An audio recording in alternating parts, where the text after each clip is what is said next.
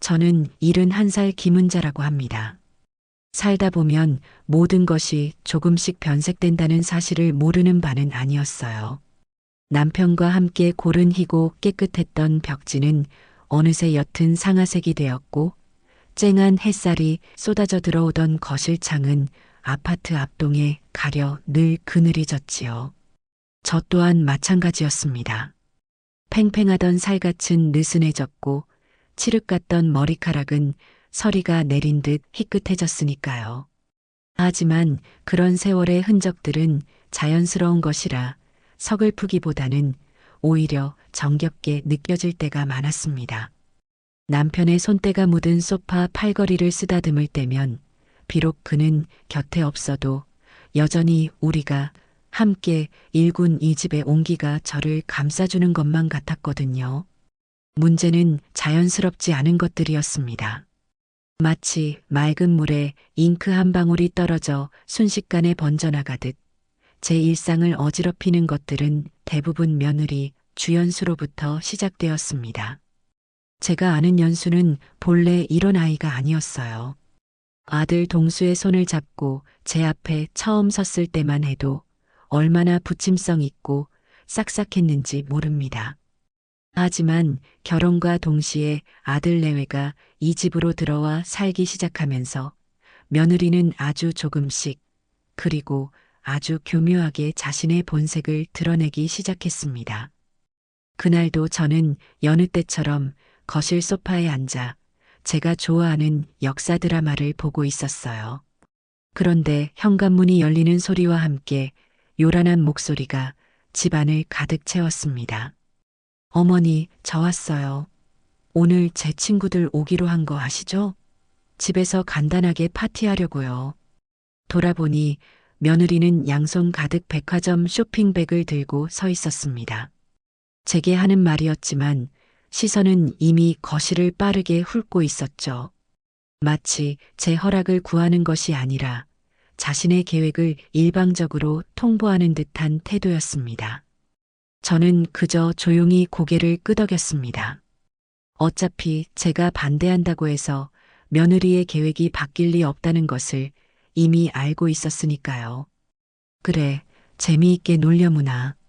저녁은 먹고 오는 것이냐? 에이, 어머니도. 파티하는데 누가 밥을 먹어요. 와인이랑 치즈, 뭐 그런 거 먹는 거죠. 제가 다 사왔어요. 며느리는 대수롭지 않게 대답하며 부엌으로 향했습니다. 잠시 후 현관벨이 울리고 며느리의 친구들이 하나둘씩 도착하기 시작했어요. 하나같이 화려한 옷차림에 값비싼 장신구를 걸친 젊은 여자들이었습니다. 그들은 집 안에 들어서며 소파에 앉아있는 저를 흘기 쳐다볼 뿐 누구 하나 제대로 인사를 건네는 법이 없었습니다. 며느리 역시 저를 자신의 친구들에게 소개해 줄 생각이 전혀 없어 보였고요. 저는 그저 투명 인간처럼 앉아 그들의 시끄러운 웃음소리와 알아들을 수 없는 대화들을 배경음악처럼 듣고만 있었습니다. 그들이 거실을 점령한 순간부터 그곳은 더 이상 제게 편안한 공간이 아니었습니다. 저는 조용히 자리에서 일어나 제 방으로 들어왔습니다. 문을 닫자 시끄러운 소음이 한꺼풀 멀어졌지만 제 마음속의 소란은 오히려 더 커지는 듯 했습니다. 1시간쯤 지났을까요? 화장실이 가고 싶어져 잠시 망설였습니다. 방 안에 딸린 화장실이 없으니 거실을 가로질러 가야만 했거든요. 최대한 조용히 다녀오면 되겠지 싶어 방문을 살짝 열었습니다. 그런데 거실에 있던 며느리가 귀신같이 저를 발견하고는 화들짝 놀라며 다가와 제 앞을 막아섰습니다.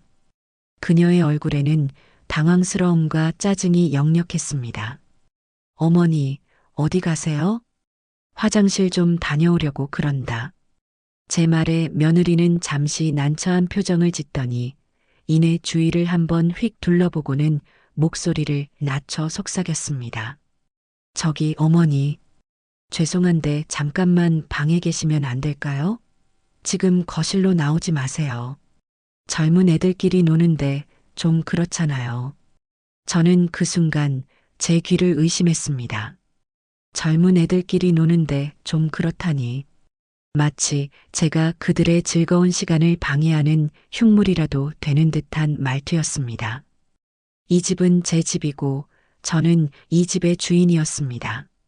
그런데 며느리는 제게 자신의 방에 갇혀 있으라고, 그것도 아주 정중하고 미안하다는 가면을 쓴 채로 명령하고 있었습니다. 서운함을 넘어선 깊은 모멸감이 심장을 쿵 하고 내려치는 기분이었어요. 하지만 저는 며느리와 사람들 앞에서 언성을 높이며 다투고 싶지 않았습니다.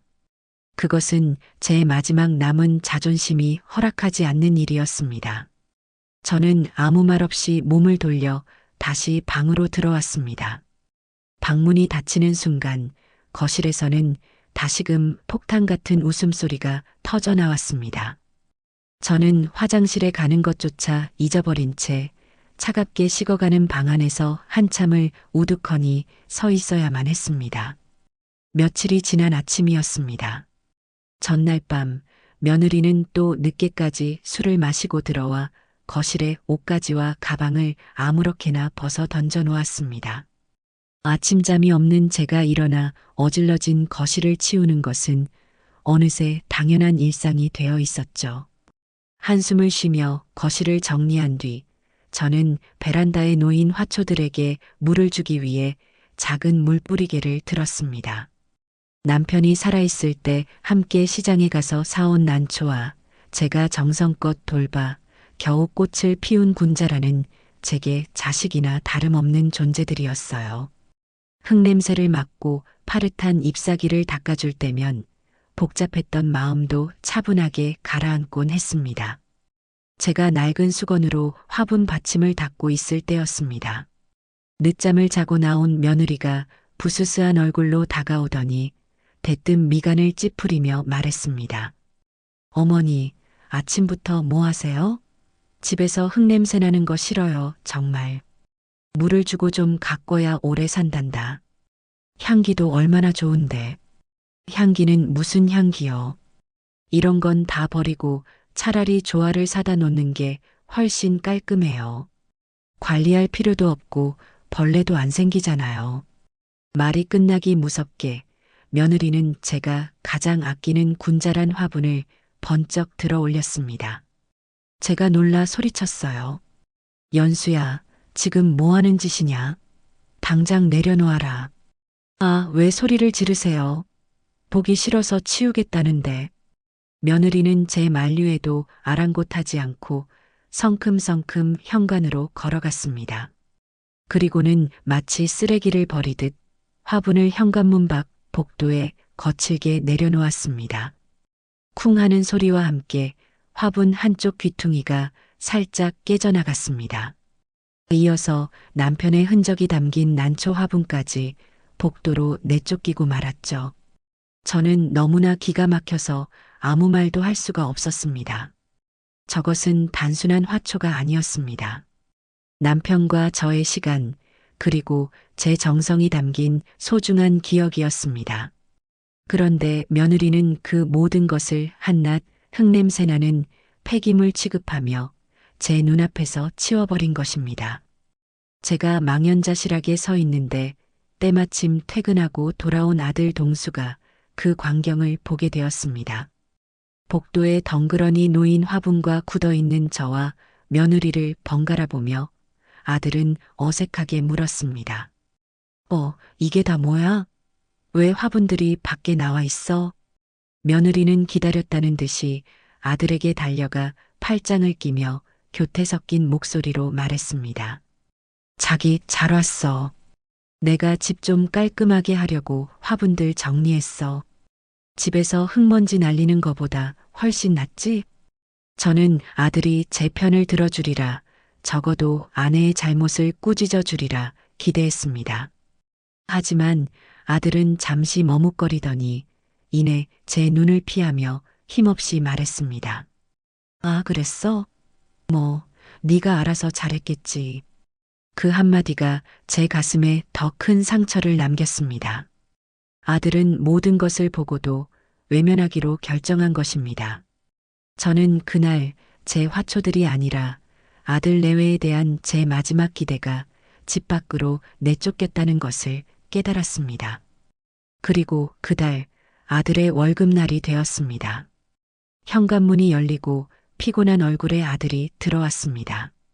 소파에 앉아 과일을 깎던 며느리는 아들을 보자마자 벌떡 일어나 달려가 마치 어린아이를 대하듯 말했습니다. 우리 자기 오늘 고생 많았어. 이리 줘. 내가 잘 보관할게. 며느리가 손을 내밀자 아들은 아무런 저항 없이 자신의 월급이 담긴 봉투를 통째로 아내의 손에 넘겼습니다. 결혼한 이후로 단 한 번도 변하지 않은 그들만의 의식이었죠. 저는 며느리가 과일 접시를 들고 방으로 들어간 뒤 아들을 조용히 불렀습니다. 동수야, 이리 와서 앉아보거라. 네, 어머니.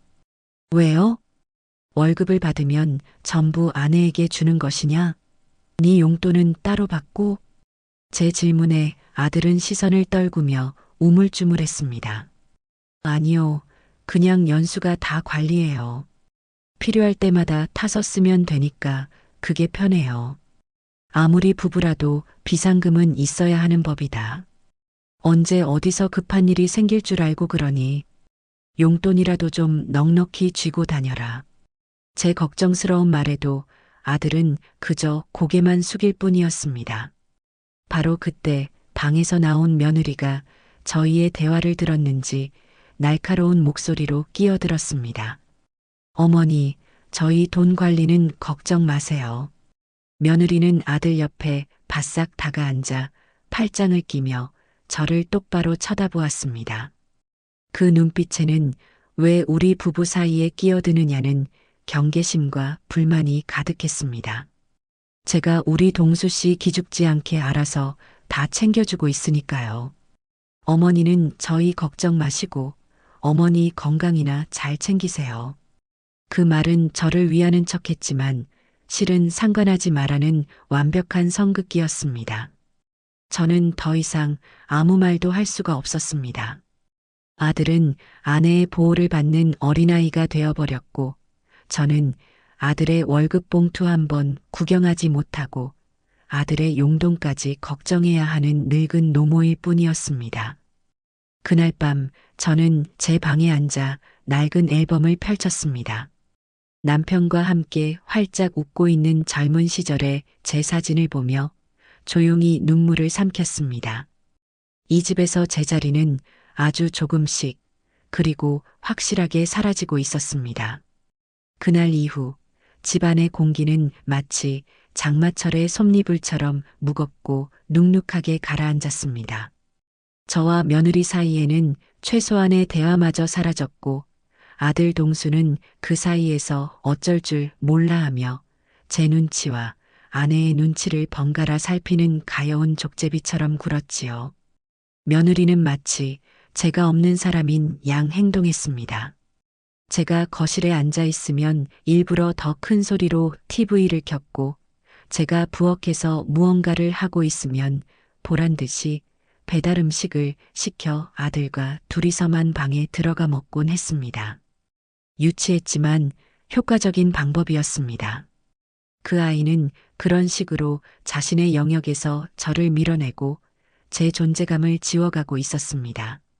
저는 그 모든 것을 묵묵히 지켜보았습니다.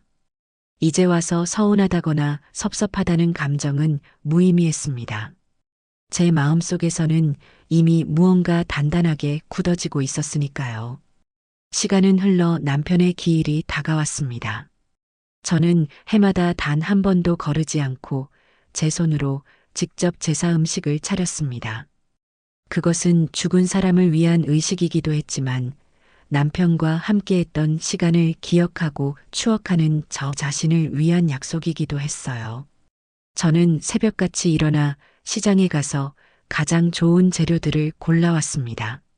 남편이 좋아했던 육전이며 제가 정성껏 말려두었던 고사리, 손이 많이 가지만 그만큼 맛이 좋은 삼색나물까지 부엌에 고소한 기름 냄새가 퍼지고 정갈하게 담긴 음식들이 하나둘씩 상에 올라갈 준비를 마칠 때면 저는 비로소 남편을 맞이할 준비가 된 것 같아 마음이 놓이곤 했습니다. 그날도 저는 이른 아침부터 부엌에서 분주하게 움직였습니다. 한창 동그랑땡을 붙이고 있는데 늦잠을 자고 나온 며느리가 부엌 입구에 서서 노골적으로 코를 막았습니다. 아, 어머니. 아침부터 집안에 기름 냄새가 진동을 하네요. 머리 아파요. 저는 며느리를 한번 쳐다보고는 아무 말 없이 다시 전을 뒤집었습니다. 제 무시에 기분이 상했는지 며느리는 한 걸음 더 다가와 목소리를 높였습니다. 아버님 돌아가신 지가 언젠데 아직도 이런 걸 하세요? 요즘 세상에 누가 집에서 이렇게 힘들게 제사를 지내요. 돌아가신 분은 말이 없는데 산 사람만 힘들잖아요. 이건 산 사람의 도리다. 너는 아직 어려서 모르겠지만 기억하고 마음을 다하는 것만큼 중요한 건 없는 법이야. 도리요? 그런 낡은 생각 때문에 지금 어머니가 이렇게 힘드신 거예요. 그냥 오늘 저녁에 근사한 식당 예약해서 다 같이 식사하면 그게 아버님도 더 좋아하실 일 아닐까요? 며느리는 합리적인 제안이라는 듯한 표정을 지어 보였습니다. 하지만 저는 그 말 속에 담긴 위선과 무례함을 똑똑히 보고 있었습니다. 며느리에게 제사는 그저 귀찮고 돈 드는 구시대의 유물일 뿐이었습니다. 남편에 대한 최소한의 존중도 저에 대한 배려도 찾아볼 수 없었죠. 저는 하던 일을 멈추고 며느리를 똑바로 바라보며 말했습니다. 나는 내 방식대로 아버님을 기릴 것이다. 너는 네 방식대로 하려무나. 다만 오늘 저녁상에는 너와 동수 숟가락은 없을 줄 알아라. 제 단호한 말에 며느리는 입술을 삐죽거리며 방으로 획 들어가 버렸습니다. 저는 잠시 깊은 한숨을 내쉬었습니다. 차라리 저렇게 대놓고 불만을 표출하는 것이 더 나을지도 모른다고 생각했어요. 적어도 제 앞에서는 가면을 쓰지 않으니까요. 저는 다시 묵묵히 음식을 만들기 시작했습니다. 부글부글 끓는 탕국을 보며 제 속도 저렇게 들끓고 있다는 것을 느꼈습니다. 그날 저녁 저는 남편의 사진 앞에 정성껏 차린 제사상을 올리고 홀로 절을 했습니다. 아들 내외는 정말로 방에서 나오지 않았습니다. 방문 너머로 며느리가 아들에게 무언가 속삭이는 소리와 아들의 멋쩍은 웃음소리가 희미하게 들려왔습니다. 저는 그 순간 이 집에서 남편의 흔적을 지키고 있는 사람이 저 혼자뿐이라는 깊은 고독감을 느꼈습니다. 그날 밤이었습니다. 저는 홀로 거실 소파에 앉아 멍하니 TV를 보고 있었습니다. 제사를 끝낸 뒤의 허탈함과 피로감이 온몸을 짓눌렀죠. 그때 방에서 나온 며느리가 제 옆에 슬쩍 앉았습니다. 평소답지 않은 행동에 의아해서 쳐다보니 며느리는 아주 상냥한 목소리로 말을 걸어왔습니다. 어머니, 오늘 고생 많으셨어요. 제가 좀 도와드렸어야 했는데 죄송해요. 저는 그 사과가 진심이 아니라는 것을 알았지만 대꾸하지 않았습니다. 며느리는 잠시 머뭇거리더니 리모컨으로 TV 채널을 돌리기 시작했습니다. 화려한 인테리어를 자랑하는 강남의 신축 아파트를 소개하는 방송이 나오자 며느리는 기다렸다는 듯이 목소리 톤을 높였습니다. 와, 어머니. 저기 좀 보세요. 집 진짜 좋다. 요즘엔 저렇게 다 빌트인으로 나오고 커뮤니티 시설에 수영장까지 있대요. 우리도 저런 데서 살면 얼마나 좋을까요? 저는 며느리의 의도를 알아차리고 TV 화면으로 시선을 고정했습니다. 며느리는 제 반응을 살피며 본격적으로 말을 이어갔습니다. 어머니, 제가 오늘 곰곰이 생각해 봤는데요.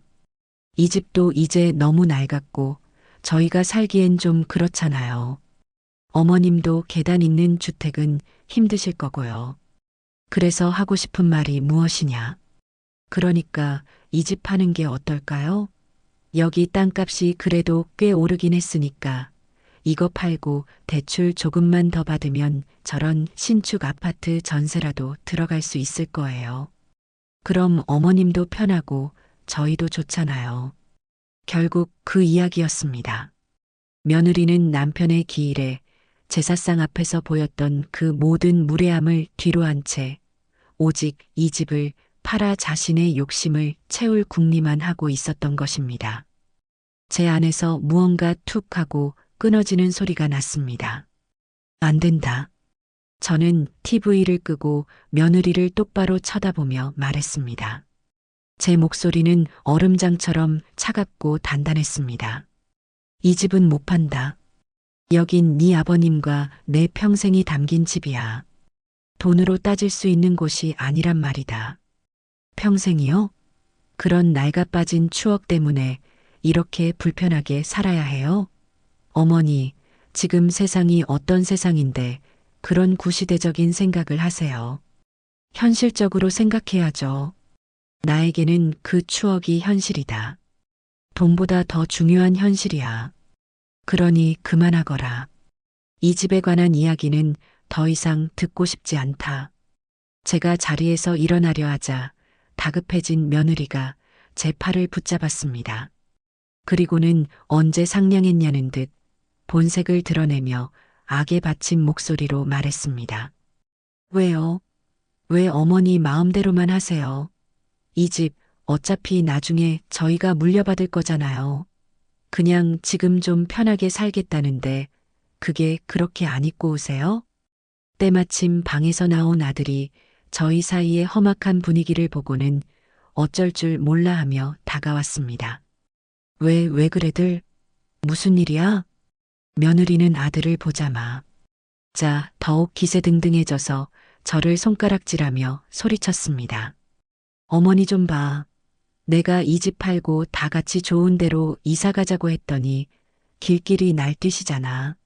언제까지 이런 촌스러운 집에서 살아야 하는데. 아들은 제 눈치를 한번, 아내의 눈치를 한번 보더니 우물쭈물하며 말했습니다. 어머니, 그래도 연수 말이 아주 틀린 건 아니. 아들의 말이 끝나기도 전에 제 안의 마지막 인내심이 바닥을 드러냈습니다. 저는 아들과 며느리를 번갈아 쳐다보았습니다. 제 아들은 이미 제 아들이 아니었습니다. 아내의 욕망에 기생하여 자신의 목소리를 잃어버린 꼭두각시일 뿐이었죠. 그리고 저를 노려보는 며느리의 눈빛 속에서 저는 더 이상 한치의 존중이나 애정도 찾아볼 수 없었습니다. 오직 자신의 욕망을 가로막는 늙은 방해꾼에 대한 증오와 경멸만이 가득했습니다. 며느리는 제 침묵을 동의로 착각했는지 아니면 더는 참을 수 없었는지 결국 넘어서는 안 될 선을 넘어버리고 말았습니다. 그녀는 제 면전에 대고 그동안 마음속에 품고 있던 가장 날카로운 비수를 꺼내 꽂았습니다. 답답해 정말. 어머니만 없으면 이 집은 온전히 우리 거예요. 제발 제 인생에서, 이 집에서, 제 눈앞에서 당장 꺼져주세요. 순간 집안의 모든 소리가 멈췄습니다. 아들의 당황한 숨소리, 시계의 초침소리, 제 심장이 쿵 하고 내려앉는 소리까지 눈앞에서 당장 꺼져달라. 그 말은 제 남은 인생을 통째로 부정하는 소리였습니다. 평생을 바쳐 일군 이 집에서 제 살과 뼈를 깎아 키운 아들놈의 아내에게 저는 이제 사라져야 할 존재가 되어버린 것입니다. 저는 더 이상 아무 말도 하지 않았습니다. 그럴 필요가 없었으니까요. 저는 조용히 제 방으로 들어와 문을 닫았습니다. 눈물은 나지 않았습니다. 슬픔이나 분노 같은 감정들은 이미 차갑게 식어버렸고 그 자리에는 오직 서늘하고 명료한 결심만이 자리 잡고 있었습니다. 그래, 소원대로 해주마. 네 눈앞에서 아주 깨끗하게 사라져주마. 며느리가 제게 던졌던 그 모진 말들이 귓가에서 계속 맴돌았지만 이상하게도 더는 가슴이 아프지 않았어요. 오히려 오랜 시간 앓던 이가 쑥 빠져버린 것처럼 시원한 기분마저 들었습니다. 그래요. 저는 그날 밤 모든 것을 결정했습니다. 더 이상 이 집에서 저 아이들의 그늘 밑에서 제 남은 인생을 좀먹게 내버려 두지 않기로 말입니다. 미련, 기대, 서운함 같은 감정의 찌꺼기들이 모두 빠져나가고 나니 앞으로 제가 무엇을 해야 할지가 아주 명확하게 보였습니다. 다음 날 아침 저는 평소보다 조금 더 일찍 일어났습니다. 부엌으로 나가 밥을 안 치고 어젯밤 제사상에 올렸던 나물들을 꺼내 비빔밥을 만들 준비를 했죠. 잠시 후 부스스한 얼굴로 부엌에 들어선 며느리는 제가 아무렇지 않게 아침을 준비하는 모습을 보고는 의아한 표정을 지었습니다. 아마 제가 밤새 울거나 아니면 아침부터 자신을 붙잡고 원망이라도 퍼부을 줄 알았겠지요. 어머니, 일찍 일어나셨네요. 그래, 잠이 일찍 깼다. 아침 먹고 출근해라. 동수도 깨우고. 저는 아주 평온한 목소리로 말했습니다. 제 태연한 모습에 며느리는 오히려 자신이 더 당황한 듯 어색하게 식탁에 와서 앉았습니다. 아들 녀석도 잠이 덜 깬 얼굴로 나와 앉았고요. 저는 말없이 고추장과 참기름을 식탁 위에 놓아주었습니다. 밥을 먹는 내내 누구도 말을 꺼내지 않았습니다. 무거운 침묵 속에서 숟가락 달그락거리는 소리만이 유난히 크게 들려왔죠. 아들이 출근하고 며느리가 외출 준비를 하는 동안 저는 제 방으로 들어가 수화기를 들었습니다. 수십 년간 저희 집 근처에서 부동산을 운영해 온 이제는 친구처럼 가까워진 박 사장에게 전화를 걸었습니다. 사장님, 저예요. 다름이 아니라 저희 집 좀 내놓으려고요. 수화기 너머로 박 사장의 놀란 목소리가 들려왔습니다. 아니, 김 여사님, 그 집을요? 남편분과의 추억이 가득한 집이라 절대 안 파신다면서요. 무슨 일 있으세요? 그냥 이제는 좀 정리하고 싶어서요. 조건은 딱 하나예요. 가장 빨리 그리고 제값만 받게 해주세요. 제 단호한 목소리에 박 사장도 더는 묻지 않고 알겠다고 대답했습니다. 전화를 끊고 나니 오히려 마음이 후련해졌습니다. 평생을 지고 있던 무거운 짐을 내려놓은 기분이었습니다. 그날 오후 부동산에서는 사람을 보내 집 사진을 찍어갔습니다. 며느리는 무슨 일이냐며 호들갑을 떨었지만 저는 그저 사람들에게 보여줘야 잘 팔리지 않겠니라고만 대답했습니다. 제 말뜻을 알아들은 며느리의 얼굴에는 숨길 수 없는 희색이 가득했습니다. 아마 제가 드디어 자신의 성화에 못 이겨 집을 팔기로 결심했다고 생각했겠지요. 그때부터 며느리의 태도는 180도 달라졌습니다. 제게 살갑게 말을 걸고 제가 좋아하는 과일을 사다 바치기도 했습니다. 물론 저는 그 행동이 무엇을 위한 것인지 너무나도 잘 알고 있었기에 그저 받아줄 뿐이었습니다. 집은 생각보다 훨씬 빨리 팔렸습니다. 마침 근처에 대규모 재개발 계획이 발표되면서 땅값이 오를 대로 오른 덕분이었죠. 계약금을 받고 잔금을 치를 날짜까지 잡고 나니 모든 것이 일사천리로 진행되었습니다. 며느리는 잔금을 치르는 날만 손꼽아 기다렸습니다. 매일같이 인터넷으로 강남의 신축 아파트 시세를 검색하고 가구 카탈로그를 뒤적이며 김칫국부터 마셨습니다. 아들 녀석은 그런 아내를 말리기는커녕 옆에서 덩달아 맞장구를 치며 들떠 있었죠. 저는 그 모습을 보며 속으로 쓴웃음을 지었습니다. 저 어리석은 아이들은 자신들이 곧 손에 쥐게 될 것이 돈이 아니라 쓰디쓴 현실이라는 것을 까맣게 모르고 있었습니다. 잔금을 치르기로 한 날 저는 아침 일찍부터 제 방의 짐을 정리하기 시작했습니다. 평생을 함께한 살림살이였지만 막상 정리하고 보니 제가 가져갈 것은 그리 많지 않았습니다. 남편의 사진이 담긴 낡은 앨범과 제 손때가 묻은 옷 몇 벌, 그리고 작은 장신구 함이 전부였습니다. 나머지 가구와 가전제품들은 모두 이 집에 남겨두고 갈 생각이었습니다. 어차피 제가 새로 갈 곳에는 필요 없는 물건들이었으니까요. 오후에 부동산에서 잔금을 모두 치렀다는 연락이 왔습니다. 제 통장에는 평생 만져본 적 없는 큰 돈이 찍혔습니다. 집으로 돌아오니 며느리와 아들이 초조한 얼굴로 저를 기다리고 있었습니다. 며느리는 저를 보자마자 달려와 제 팔을 잡았습니다. 어머니, 잔금 다 받으셨죠?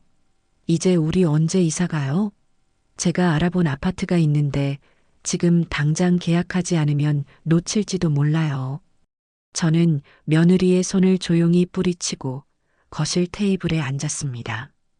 그리고 가방에서 서류 2장을 꺼내 테이블 위에 올려놓았습니다. 하나는 제 이름으로 계약된 강원도의 아담한 시골집 등기 서류였고, 다른 하나는 오늘 저녁 강릉으로 떠나는 KTX 기차표 한 장이었습니다. 이게 뭐예요, 어머니? 며느리는 서류를 집어들고는 믿을 수 없다는 듯 되물었습니다. 아들 역시 당황한 얼굴로 제 눈치를 살폈습니다. 저는 아주 차분하고 조용한 목소리로 말했습니다. 보면 모르겠느냐? 내 집과 내 기차표다. 어머니 집이요? 그럼 우리는요? 우리 아파트는요? 집 한 돈은 어디 있어요? 며느리가 새파랗게 질린 얼굴로 소리쳤습니다. 저는 통장 대신 제 작은 여행 가방을 가리켰습니다. 내 짐은 저게 전부다. 이제 곧 기차 시간이니 그만 가봐야겠구나. 제가 자리에서 일어나자 며느리가 미친 사람처럼 달려들어 제 앞을 막아섰습니다. 어머니, 지금 장난하세요? 저희 돈은요? 저희가 받을 집 한 돈 주셔야죠. 그 순간 저는 제 안에 남아있던 마지막 연민마저 사라지는 것을 느꼈습니다. 저는 제 인생에서 가장 차가운 목소리로 며느리의 눈을 똑바로 쳐다보며 말했습니다. 너희 돈이라니. 참으로 이상한 말을 하는구나. 이 집은 내 평생과 네 아버님의 목숨값이 담긴 내 집이다. 그러니 이 집을 판 돈도 온전히 내 것이지. 너희가 받을 돈은 처음부터 단 1원도 없었어. 그게 무슨 말이에요? 그리고 나는 지금 네 소원을 들어주는 길이다. 제 소원이요? 제 소원이 뭔데요? 나더러 네 눈앞에서 당장 꺼져달라고 하지 않았더냐. 이제 그 소원 내가 아주 기꺼이 들어주마.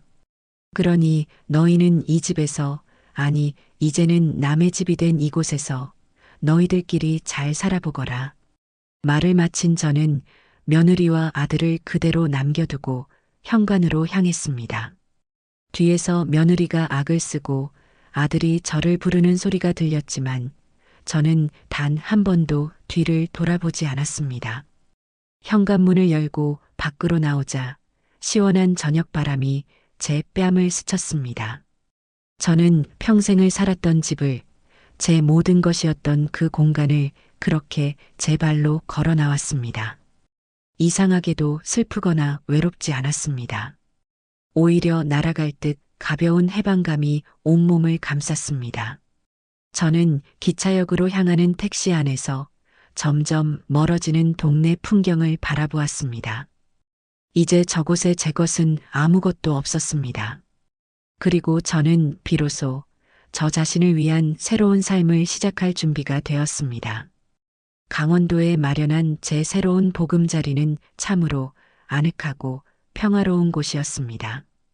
아침이면 창문 너머로 이름 모를 새들이 지저귀는 소리에 잠을 깼고, 낮에는 작은 텃밭에 나가 상추와 고추를 돌보는 재미에 시간 가는 줄 몰랐어요.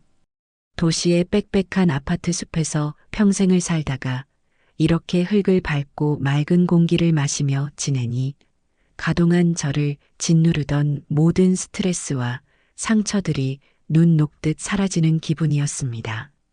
마을 사람들도 모두 순박하고 따뜻한 분들이라 낯선 외지인인 저를 금세 이웃으로 받아들여 주셨습니다.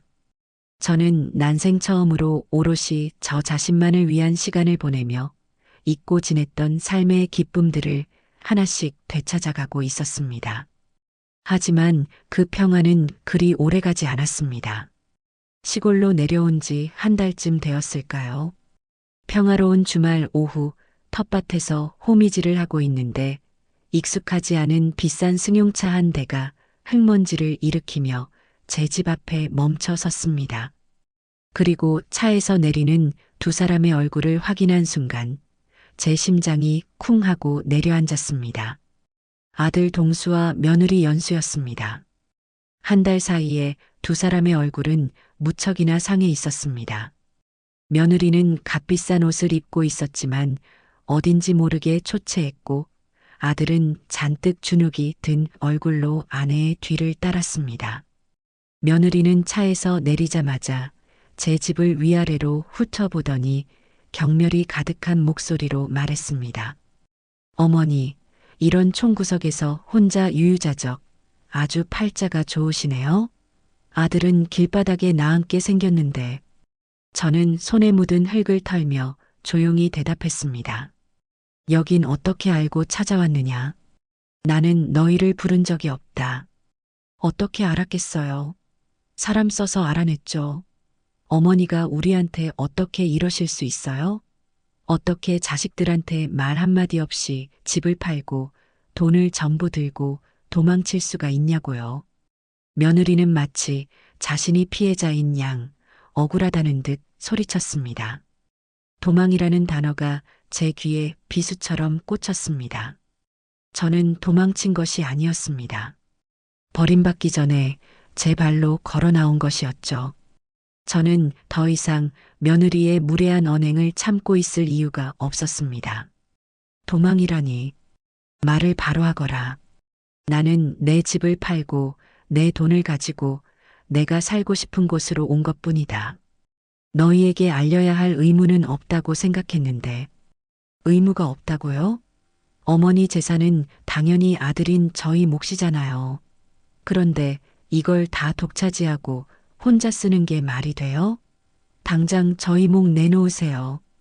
옆에 서 있던 아들 녀석도 거들었습니다. 어머니, 연수 말이 맞아요.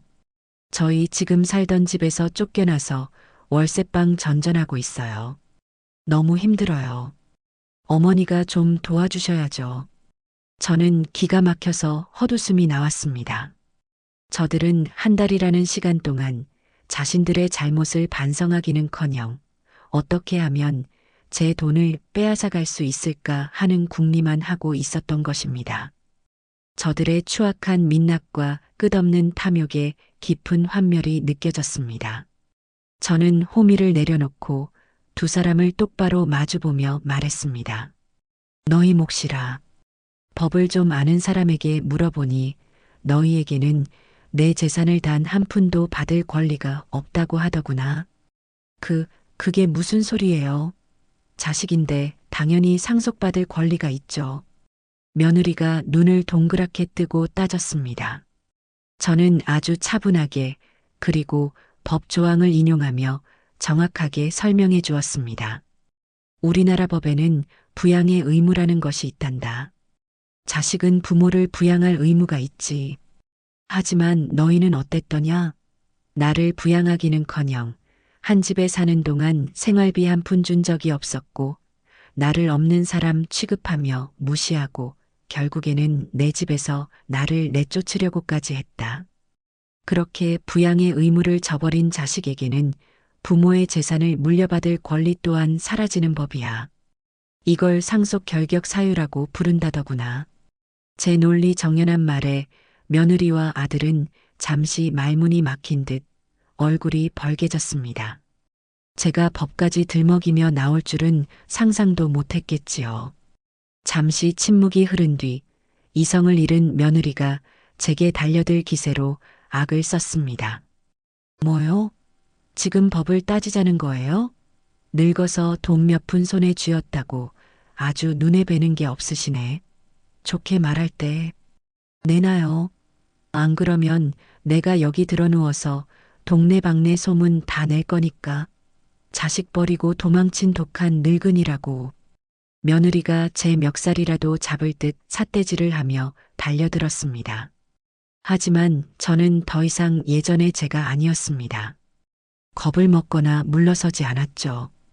오히려 저는 그 순간 아주 침착하고 냉정해졌습니다. 저는 주머니에서 조용히 스마트폰을 꺼내 단축번호 1번을 꾹 눌렀습니다. 그 번호는 이 마을 이장님의 번호였습니다. 신호가 몇 번 가기도 전에 구수한 목소리의 이장님이 전화를 받았습니다. 여보세요? 김 여사님, 웬일이세요? 저는 며느리와 아들이 똑똑히 들을 수 있도록 스피커폰으로 전환하고 말했습니다. 이장님, 죄송하지만 부탁 좀 드릴게요. 지금 제 집에 서울에서 온 젊은 사람들이 찾아와서 행패를 부리고 있습니다. 돈을 내놓으라며 소리를 지르고 저를 해치려고까지 하네요. 무서워서 그러니 파출소에 신고 좀 대신 부탁드려도 될까요? 제 말에 며느리와 아들의 얼굴이 하얗게 질렸습니다. 수화기 너머에서 이장님의 다급한 목소리가 들려왔습니다. 뭐라고요? 아니, 어떤 놈들이 감히. 여사님, 거기 꼼짝 말고 계세요. 제가 지금 바로 동네 청년들이랑 같이 그리로 달려갈 테니까.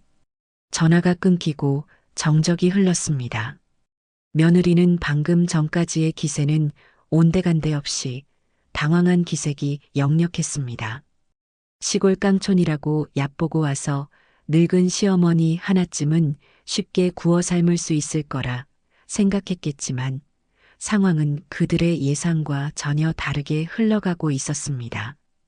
저는 그들을 향해 마지막으로 경고했습니다. 경찰이 오기 전에, 그리고 동네 사람들이 몰려와서 너희의 추한 꼴을 구경하기 전에 당장 내 집에서 사라지거라. 그리고 다시는 내 앞에 나타나지 마라. 다음번에 또 이런 일이 생긴다면 그때는 접근금지 가처분 신청을 할 것이고 너희를 주거침입과 협박죄로 고소할 것이다. 제 말이 끝나기 무섭게 멀리서 트랙터 소리와 함께 여러 사람의 목소리가 들려왔습니다. 정말로 이장님과 동네 청년들이 몽둥이며 나까지 들고 달려오고 있었습니다. 그 광경을 본 아들 내외는 겁에 질려 허둥지둥 자신들의 차에 올라탔습니다. 며느리는 차창 밖으로 저를 향해 두고 봐. 라며 악에 바친 소리를 질렀지만 그 목소리에는 힘이 하나도 실려있지 않았습니다. 차는 왔을 때와 마찬가지로 흙먼지를 일으키며 황급히 마을을 빠져나갔습니다. 잠시 후 제 집 앞으로 달려오신 이장님과 동네 분들이 제 안위를 걱정해 주었습니다. 저는 괜찮다며 그들을 안심시키고 고맙다는 인사를 몇 번이나 드렸습니다. 소란이 끝나고 다시 혼자가 되었습니다. 저는 잠시 마루에 걸터 앉아 아들 내외가 사라진 길 끝을 바라보았습니다. 마음이 아프지 않다면 거짓말이겠지요. 하지만 후회는 없었습니다. 저는 제 자신을, 그리고 제 평화로운 일상을 지켜낸 것이니까요. 저는 자리에서 일어나 아까 내려놓았던 호미를 다시 집어들었습니다. 그리고 아무 일도 없었다는 듯 묵묵히 텃밭의 잡초를 뽑기 시작했습니다. 제 손길이 필요한 것은 저를 괴롭히는 과거가 아니라 제 발밑에서 꿋꿋하게 자라나는 새로운 생명들이었습니다. 낯선 땅에 뿌리를 내린다는 것은 식물을 키우는 것과 참으로 비슷했습니다.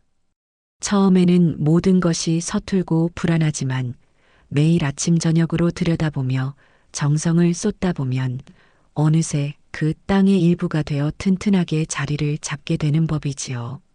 제가 이곳 시골 마을에 온 지 어느덧 계절이 두어 번 바뀌었습니다.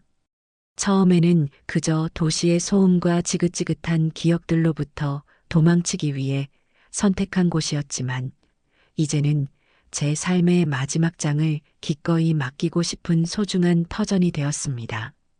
아침에 눈을 뜨면 저는 가장 먼저 창문을 열고 흙과 풀이 뒤섞인 상쾌한 공기를 들이마셨습니다.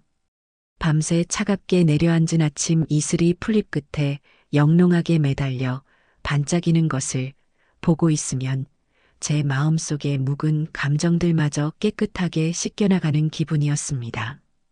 간단하게 아침 식사를 마친 뒤에는 어김없이 작은 텃밭으로 향하는 것이 제 하루의 시작이었습니다. 처음에는 호미질 몇 번 해도 허리가 끊어질 듯 아프고, 어떤 것이 잡초고 어떤 것이 제가 심은 모종인지 구분도 못하던 도시 촌사람이었습니다. 하지만 마을 어르신들의 도움을 받고 책을 보며 하나씩 배워나가니 얼마 지나지 않아 제 텃밭은 제법 그럴듯한 모양새를 갖추기 시작했습니다. 제 손으로 직접 키운 상추를 뜯어 쌈을 싸먹고 통통하게 살이 오른 고추를 따서 된장에 찍어 먹을 때의 그 기쁨은 백화점 식품관에서 가장 비싼 유기농 채소를 사 먹는 것과는 비교할 수 없는 충만함을 주었습니다. 오후에는 주로 마을 회관에 나가 시간을 보냈습니다. 그곳에는 저와 비슷한 연배의 할머니들이 모여 함께 화투를 치기도 하고 뜨개질을 배우기도 하며 소일거리를 찾았지요. 저는 그 중에서도 그림을 배우는 시간이 가장 좋았습니다. 평생 붓이라고는 잡아본 적도 없는 제가 하얀 도화지 위에 서툰 솜씨로 남아 제가 사는 집과 텃밭의 토마토와 마을 앞을 흐르는 작은 시냇물을 그려 넣을 때면 마치 어린 시절로 돌아간 듯 가슴이 두근거렸습니다. 함께 그림을 그리는 이웃들은 제 그림을 보고 화가의 소질이 있다며 칭찬을 아끼지 않았고, 저희는 서로의 가림을 바꿔보며 아이들처럼 웃음을 터뜨리곤 했습니다. 서울에서의 제 삶이 늘 누군가의 아내, 누군가의 어머니로서의 역할에 갇혀 있었다면, 이곳에서의 저는 비로소 김은자라는 제 이름 석자를 오롯이 되찾은 기분이었습니다. 저의 이런 변화를 가장 먼저 알아차린 것은 제 음식 솜씨 덕분이었습니다. 제가 사는 방식은 간단하고 소박했지만 먹는 것 하나만큼은 늘 정성을 다했습니다. 특히 남편이 살아있을 때부터 해마다 직접 담가오던 된장과 고추장은 제 자부심이기도 했지요. 어느 날 이장님 댁에 일이 있어 제가 담근 된장으로 끓인 찌개를 좀 나눠드렸는데, 이장님과 이장님 부인이 그 맛을 보고는 눈이 동그래졌습니다. 아니, 김 여사님, 이 된장 혹시 어디서 사오신 거예요? 이렇게 깊고 구수한 맛은 정말 오랜만이네. 제가 직접 담근 겁니다. 별다른 비법은 없고 그저 좋은 콩에 좋은 소금, 그리고 햇볕만 잘 쬐어준 것뿐이에요. 제 대답에 이장님은 무릎을 탁 치며 말했습니다. 이런 귀한 손맛을 그냥 썩히면 쓰나. 여사님, 다음 주에 면사무소 앞에서 로컬푸드 직매장이 열리는데 거기 한번 내다 팔아보시는 게 어때요? 아마 없어서 못 팔걸. 저는 손사래를 쳤습니다. 남사스럽게 제 음식을 돈 받고 파는 것은 생각해 본 적도 없는 일이었으니까요. 하지만 이장님과 마을 사람들의 성화는 계속되었습니다. 결국 저는 등 떠밀리듯 믿져야 본전이라는 생각으로 큰 항아리에 담겨있던 된장과 고추장을 작은 단지에 나눠 담았습니다. 그리고 은자 할머니의 장독대라는, 지금 생각하면 조금 촌스럽기 그지없는 이름표를 손글씨로 써서 붙였습니다. 결과는 놀라웠습니다. 장이 열리자마자 제 된장 맛을 본 사람들의 입소문이 퍼지기 시작했고, 제가 가져간 20개의 된장, 고추장 단지는 1시간이 채 되지 않아 모두 동이 나고 말았습니다. 어떤 젊은 부부는 제 손을 잡고 어릴 적 할머니가 해주시던 바로 그 맛이라며 눈시울을 붉히기도 했습니다. 그날 이후 저는 마을의 작은 명물이 되었습니다. 주문은 날마다 늘어났고 저는 더 큰 항아리를 들여와야만 했습니다. 그러던 어느 날 서울에서 귀농한 젊은 총각이 제게 조심스럽게 제안을 해왔습니다. 할머니, 제가 인터넷으로 물건 파는 걸 좀 아는데요. 할머니 된장이랑 고추장을 사진 예쁘게 찍어서 인터넷에 올려보면 어떨까요? 그럼 전국에 있는 사람들이 다 할머니 장맛을 볼 수 있을 텐데요. 저는 컴퓨터라고는 전혀 할 줄 모르는 사람이었지만 제 음식을 더 많은 사람들과 나누고 싶다는 생각에 용기를 냈습니다. 젊은 총각의 도움을 받아 작은 인터넷 판매 사이트를 열고 정성껏 장을 담그는 제 모습을 사진으로 찍어 올렸습니다. 반응은 폭발적이었습니다. 어머니의 손맛, 정직한 재료, 느리게 만든 진짜 장이라는 입소문이 퍼지면서 주문은 전국 각지에서 쇄도하기 시작했습니다. 저는 눈코 뜰 새 없이 바빠졌지만 제 손으로 무언가를 일구고 사람들에게 기쁨을 준다는 사실에 하루하루가 활기차고 즐거웠습니다. 그러던 어느 날 저녁이었습니다. 그날도 밀려든 주문을 정리하고 흐뭇한 마음으로 장부를 들여다보고 있는데 요란하게 전화벨이 울렸습니다. 발신자 번호를 확인하는 순간 제 얼굴에서 미소가 사라졌습니다. 아들 동수였습니다. 그 아이는 시골집에 찾아와 행패를 부리고 쫓겨난 이후로도 잊을만 하면 한 번씩 이렇게 전화를 걸어오곤 했습니다. 저는 잠시 망설이다 차가운 마음으로 전화를 받았습니다. 무슨 일이냐? 어머니, 저 동수예요. 잘 지내세요? 아들의 목소리는 술에 취한 듯 혀가 꼬여 있었고 깊은 패배감에 젖어 있었습니다. 저는 대답 대신 침묵으로 다음 말을 기다렸습니다. 어머니, 저 너무 힘들어요. 서울 생활이 정말 만만치가 않네요. 월세는 비싸고 일자리는 구하기 힘들고 연수는 매일 저만 볶아대고 정말 다 포기하고 싶어요, 어머니. 아들의 신세 한탄이 수화기 너머로 구질구질하게 이어졌습니다. 예전 같았으면 가슴이 미어져 당장이라도 달려갔겠지만 이제 저는 더 이상 아들의 감정 쓰레기통이 되어줄 생각이 없었습니다. 그래서 나더러 뭘 어쩌라는 것이냐? 제 차가운 목소리에 아들은 잠시 말을 잇지 못하더니 이내 본론을 꺼냈습니다. 저 어머니, 돈 좀 보내주시면 안 될까요? 딱 500만 원만요. 보증금 낼 돈이 모자라서 그래요. 어머니는 이제 돈도 많이 버시잖아요.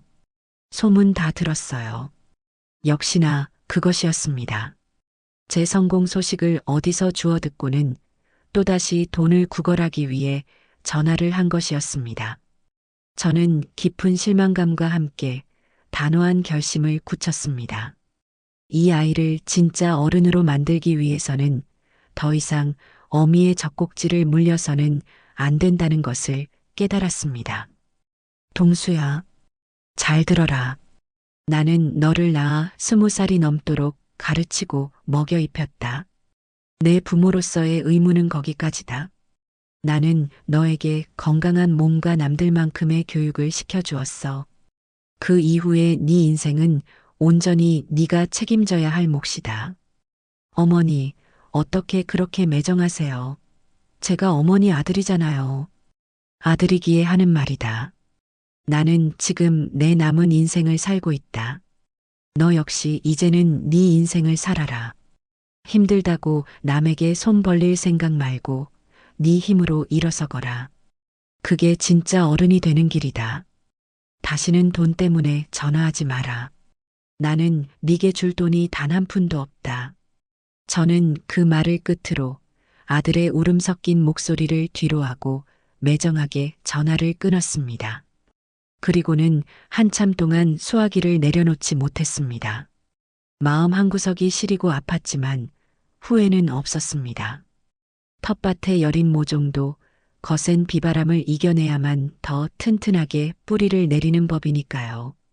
제 아들 역시 이제는 스스로의 힘으로 인생의 비바람을 맞서야만 했습니다. 저는 창밖에 짙은 어둠을 바라보며 아들이 언젠가는 제 깊은 뜻을 알아주기를, 그리고 꿋꿋하게 제 길을 찾아가기를 조용히 기도했습니다. 가을이 깊어지고 제 텃밭에 푸른 잎사귀들이 하나둘씩 붉고 노랗게 물들어갈 무렵이었습니다. 아침 저녁으로는 제법 쌀쌀한 바람이 불어와 저는 얇은 스웨터를 꺼내 입어야만 했지요. 그날도 저는 오후 내내 주문받은 고추장을 단지에 담아 포장하는 일로 분주한 하루를 보냈습니다. 해가 뉘엿뉘엿 서산으로 넘어갈 무렵 마지막 택배 상자를 마루 끝에 내놓고 허리를 펴는데 저희 집으로 들어오는 작은 흙길 위로 웬 낯선 그림자가 천천히 다가오는 것이 보였습니다. 처음에는 마을 사람인 줄 알았지만 걸음걸이가 어딘지 위태롭고 힘겨워 보였습니다. 가까이 다가온 사람의 얼굴을 확인한 순간 저는 숨을 멈췄습니다. 며느리 주연수였습니다. 마지막으로 본 것이 벌써 몇 계절 전이었을까요? 행패를 부리다 쫓겨나던 날의 그 뻔뻔하고 기세등등하던 모습은 온데간데 없었습니다. 값비싸 보이기는 하지만 여기저기 구겨지고 때가 탄 얇은 트렌치 코트를 입고 있었고 화장기 없는 얼굴은 핏기 없이 창백했습니다. 며칠은 굶은 사람처럼 볼이 퀭하게 들어가 있었고 예쁘게 관리받던 머리카락은 푸석하게 엉클어져 있었습니다. 그 아이는 예전처럼 고급 승용차를 타고 온 것이 아니라 아마도 읍내 버스터미널에서부터 한참을 걸어온 듯 신발에는 온통 흙먼지가 묻어 있었습니다. 며느리는 대문 앞에 서서 차마 안으로 들어오지도 못하고 저를 멀거니 바라보았습니다. 그 눈에는 과거의 증오나 경멸 대신 깊은 절망과 처절함이 담겨 있었습니다. 저는 아무 말 없이 마당 수도가루가 손을 씻고 집 안으로 들어갔습니다. 따라 들어오라는 말도 어서 가라는 말도 하지 않았습니다. 잠시 후 며느리는 망설이듯 제 뒤를 따라 집 안으로 들어섰습니다. 그리고는 제가 앉아있는 마루 끝에 차마 올라오지도 못하고 흙바닥에 풀썩 주저앉았습니다. 무슨 일이냐? 제가 먼저 침묵을 깼습니다. 제 목소리는 메마른 나뭇잎처럼 차갑게 울렸습니다. 제 목소리에 용기를 얻었는지 아니면 참았던 무언가가 터져 나왔는지 며느리는 갑자기 땅바닥에 이마를 대고 흐느끼기 시작했습니다. 한참을 어깨를 들썩이며 소리 없이 울던 며느리는 이윽고 고개를 들고 붉게 충혈된 눈으로 저를 올려다보았습니다. 어머니 잘못했어요. 제가 다 잘못했어요. 저는 대답하지 않았습니다. 그 사과가 진심인지 아니면 다른 목적을 위한 연기인지 알 수 없었기 때문입니다. 며느리는 제 반응이 없자 더욱 절박하게 말을 이어갔습니다. 어머니, 제발 저 좀 살려주세요. 저희 엄마가 아파요. 저는 그제야 며느리의 얼굴을 제대로 쳐다보았습니다. 안 사도니? 어디가 아프다는 말이냐? 폐암 말기래요. 지금 당장 수술하지 않으면 몇 달 못 사신대요, 어머니. 며느리는 말을 잇지 못하고 다시금 오열했습니다. 저는 잠시 아무 생각도 할 수 없었습니다. 안사돈이라면 결혼식장에서 곱게 한복을 차려입고 수줍게 웃던 그 왜소하고 선한 인상의 여인이었습니다. 그 후로 몇 번 왕래가 있긴 했지만 딸과는 달리 참으로 조용하고 속 깊은 사람이라고 생각했었지요. 그런 사람이 암에 걸렸다니, 그것도 말기라니. 뜬금없는 소식에 마음 한구석이 덜컥 내려앉는 기분이었습니다. 하지만 저는 곧 마음을 다잡았습니다. 며느리가 지금 제 앞에서 흘리는 눈물이 과연 순수한 슬픔의 눈물일까? 저는 며느리의 눈을 똑바로 쳐다보며 물었습니다. 그래서 나를 찾아온 이유가 무엇이냐? 제 질문의 의도를 알아차린 며느리는 울음을 그치고 제게 기어오다시피 다가왔습니다. 그리고는 제 다리를 붙잡고 애원하기 시작했습니다. 돈이 없어요, 어머니. 수술비가 너무 많이 드는데 저희는 지금 당장 집 보증금도 빼서 써버린 알거지예요. 동수 씨 월급으로는 입원비도 감당이 안 돼요. 어머니 제발 돈 좀 빌려주세요. 제가 평생 일해서라도 꼭 갚을게요. 네, 저희 엄마 좀 살려주세요, 어머니. 결국 또 돈이었습니다. 저는 제 다리를 붙잡고 매달리는 며느리를 차갑게 내려다보았습니다. 그 순간 과거의 며느리가 제게 퍼부었던 모든 모진 말과 행동들이 파노라마처럼 머릿속을 스쳐 지나갔습니다. 저를 투명 인간 취급하던 일, 제 소중한 화분을 내다버린 일, 그리고 제 면전에 대고 눈앞에서 꺼져달라고 소리치던 그 순간까지 저는 제 다리를 붙잡은 며느리의 손을 힘주어 떼어냈습니다. 그리고 제 인생에서 가장 차가운 목소리로 말했습니다. 그래서 그게 나와 무슨 상관이지? 네, 어머니. 네 어머니가 아픈 것은 참으로 안 된 일이다. 하지만 내가 왜 네 어머니의 수술비를 대주어야 하지? 나는 네게 돈을 빌려줘야 할 아무런 의무가 없다. 제 단호한 말에 며느리는 믿을 수 없다는 표정으로 저를 올려다보았습니다. 어떻게 그런 말씀을 하세요? 그래도 저희가 가족이잖아요. 가족? 나를 집에서 내쫓으려던 그 순간에도 네가 나를 가족이라고 생각했었느냐? 시골까지 찾아와 내게 행패를 부리던 그 순간에도 우리가 가족이었어? 너는 필요할 때만 가족을 찾고 필요 없을 때는 헌신짝처럼 버리는구나. 나는 그런 편리한 가족이 되어줄 생각이 없다. 저는 자리에서 일어나 방으로 들어가려 했습니다. 제 등 뒤로 며느리의 절규가 들려왔습니다. 어머니, 제발요. 이번 한 번만 제발. 저는 돌아보지 않았습니다. 그리고 차갑게 말을 이었습니다. 사람은 자신이 뿌린 대로 거두는 법이다. 네 어머니가 아픈 것은 네가 그동안 부모에게 소홀했던 탓이고 수술비가 없는 것은 너희 부부가 방탕하게 살아온 탓이다. 그 모든 결과를 왜 나에게 책임지라고 하는 것이냐. 돌아가거라. 그리고 다시는 내 앞에 나타나지 마라. 제 말이 끝나자 등 뒤에 울음소리가 잦아들었습니다. 잠시 후 며느리는 아무 말 없이 비틀거리는 걸음으로 일어나 집을 나섰습니다. 저는 며느리가 떠나고 한참이 지나도록 방문 앞에 우두커니 서 있었습니다. 스스로 내뱉은 말들이었지만 그 말들이 제 가슴에도 날카로운 파편이 되어 박히는 기분이었습니다. 하지만 저는 후회하지 않기로 했습니다. 동정심 때문에 한 번의 예외를 두기 시작하면 저는 또다시 과거의 굴레 속으로 끌려 들어가게 될 것이 뻔했습니다. 저는 제 자신을 지키기 위해 가장 독한 사람이 되어야만 했습니다. 하지만 그날 밤 저는 잠결에 자꾸만 기침을 하는 안사돈의 얼굴과 절망에 가득 차 있던 며느리의 눈빛을 떨쳐버릴 수가 없었습니다. 며느리가 비틀거리며 떠나간 자리에는 그 아이가 남기고 간 깊은 절망의 흔적과 함께 어색하고 무거운 침묵만이 남았습니다. 저는 한참 동안이나 그 아이가 사라진 흙길 끝을 바라보며 우두커니 서 있었습니다. 독한 말을 쏟아내고 매몰차게 돌아섰지만 제 마음은 어찌된 일인지 조금도 후련하지 않았습니다. 오히려 차갑게 식은 아궁이에 찬물을 한 바가지 들이부은 것처럼 싸늘한 냉기만이 온몸으로 퍼져나가는 듯 했습니다. 나와는 상관없는 일이다. 뿌린 대로 거두는 법이지. 머릿속으로는 수없이 되뇌었지만 제 가슴은 그 말을 온전히 받아들이지 못하고 있었습니다. 저는 애써 아무렇지 않은 척 일상으로 돌아가려 노력했습니다.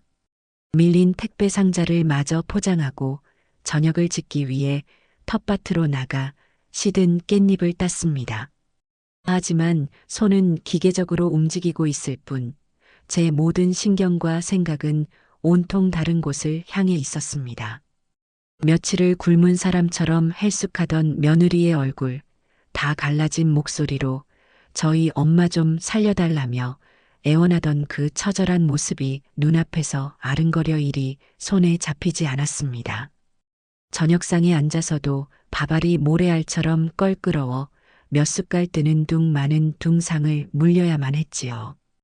그날 밤 저는 잠을 이룰 수가 없었습니다. 자리에 누워 눈을 감으면 오래전 제 남편이 병상에 누워 힘겹게 숨을 몰아쉬던 마지막 모습이 떠올랐습니다. 그때의 저 역시 단 하루라도 남편의 시간을 더 붙잡고 싶어 병원비에 보탤 돈을 구하기 위해 이리저리 뛰어다니며 얼마나 많은 눈물을 삼켰던가요? 돈이 없다는 것이 사랑하는 가족의 생사를 지켜보는 것만큼이나 비참하고 끔찍한 일이라는 것을 저는 누구보다 잘 알고 있었습니다. 물론 며느리와 저는 경우가 달랐습니다. 그 아이는 저를 가족으로 생각하지도 않았고 제게 씻을 수 없는 상처를 주었습니다. 하지만 그렇다고 해서 죄 없는 안사돈마저 외면하는 것이 과연 옳은 일일까요? 주연수의 어미가 아닌 오미경이라는 한 사람의 생명으로 본다면 제가 가진 돈으로 살릴 수 있는 목숨을 며느리가 밉다는 이유 하나만으로 모른 척하는 것이 과연 사람의 도리일까? 밤새도록 제 안에서는 두 개의 자아가 치열하게 싸웠습니다. 하나의 자아는 제게 속삭였습니다. 내가 왜? 너는 아무 잘못 없다. 이제 겨우 찾은 내 평화를 지켜야지. 저들의 진흙탕 싸움에 다시 발을 들여놓는 순간 너는 또다시 상처 입고 불행해질 뿐이야. 그 아이는 결코 변하지 않아. 하지만 다른 하나의 자아는 조용히 그러나 단호하게 말했습니다. 그래도 사람 목숨이다. 내가 평생을 지켜온 신념과 도리를 고작 며느리에 대한 미움 때문에 저버릴 셈이냐. 복수는 복수고 인명은 인명이다. 이 일을 외면한다면 너는 평생 그 죄책감의 무게를 지고 살아야 할 것이다. 뜬 눈으로 밤을 새우고 동틀녘의 희미한 여명을 창밖으로 바라보며 저는 결심했습니다.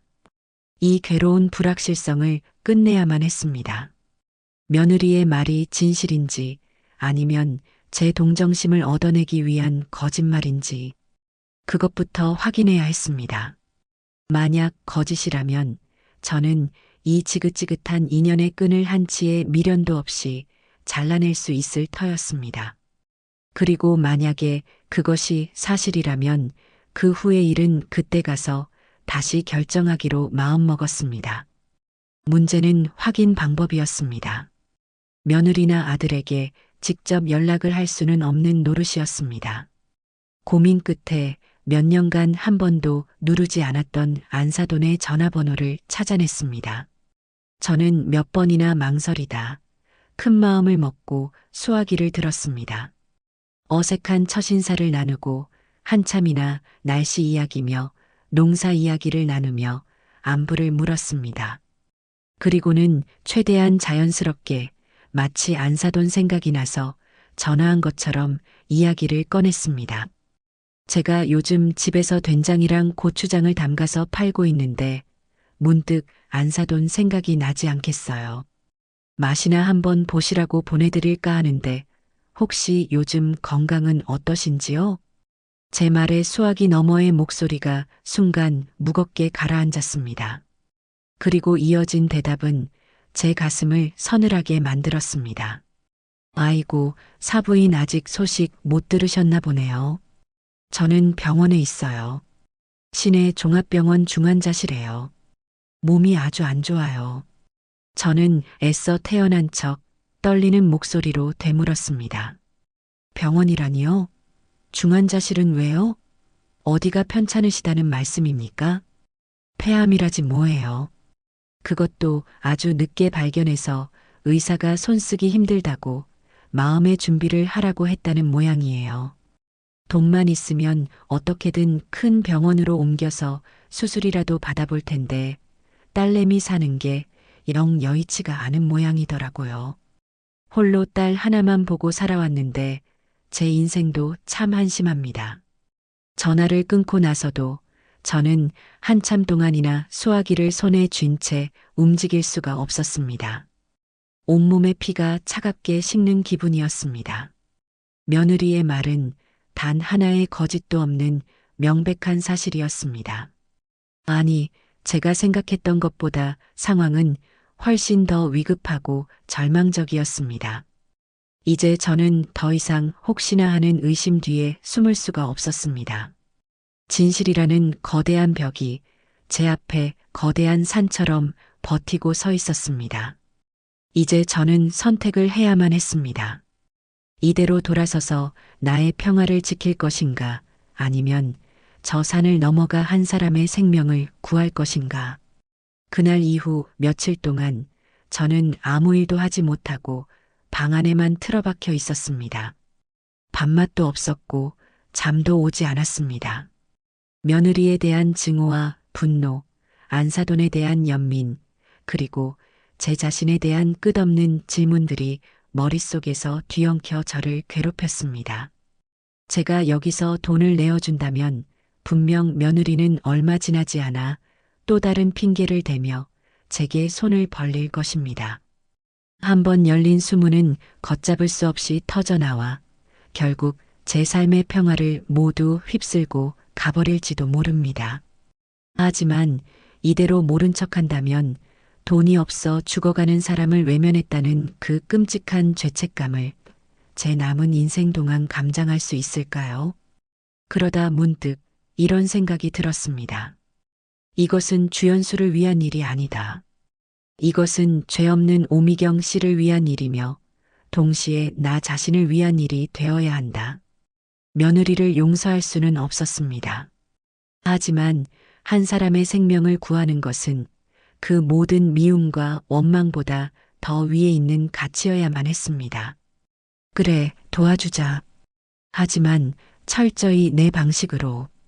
이 도움으로 인해 며느리와 다시 엮이는 일은 없어야 한다. 그 아이가 이 일을 빌미로 내게 더 이상 기대거나 의지하게 만들어서는 안 된다. 이것은 나의 선행이지 그 아이의 권리가 되어서는 절대 안 된다. 모든 결심이 서자 어지럽던 마음이 오히려 차분하게 가라앉았습니다. 저는 자리에서 일어나 제 사업 자금을 관리하던 통장을 꺼냈습니다. 그리고 인터넷으로 안사돈이 입원해 있다는 병원의 원목과 전화번호를 찾아냈습니다. 떨리는 손으로 번호를 누르자 얼마 지나지 않아 젊은 여직원의 목소리가 들려왔습니다. 네, 주원 종합병원 원무과입니다. 무엇을 도와드릴까요? 수고 많으십니다.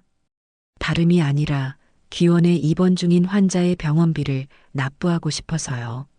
네, 환자분 성함과 등록번호를 말씀해 주시겠어요? 가족분 되시나요? 환자 이름은 오미경입니다. 그리고 저는 가족이 아닙니다. 익명의 기부자로서 병원비를 전액 대납하고 싶습니다. 제 말에 직원은 잠시 당황한 듯 말이 없었습니다. 저는 차분하지만 단호한 목소리로 말을 이었습니다. 오미경 환자의 수술에 필요한 모든 비용과 이후 치료에 필요한 비용까지 제가 모두 부담하겠습니다. 총액이 얼마나 되는지 알려주시면 지금 바로 송금해드리겠습니다. 저 잠시만요. 금액이 상당히 큰데 정말 가족이 아니신가요? 그렇습니다. 그리고 가장 중요한 조건이 있습니다. 제 신원은 그 누구에게도 특히 환자나 그 가족들에게는 절대 알려져서는 안 됩니다. 만약 그들이 병원비 출처를 묻거든 병원의 복지재단이나 혹은 다른 익명의 후원 단체에서 지원한 것이라고 말씀해 주십시오. 약속해 주실 수 있겠습니까? 제 단호한 태도에 직원도 더는 묻지 않고 잠시 후 필요한 총액을 알려주었습니다.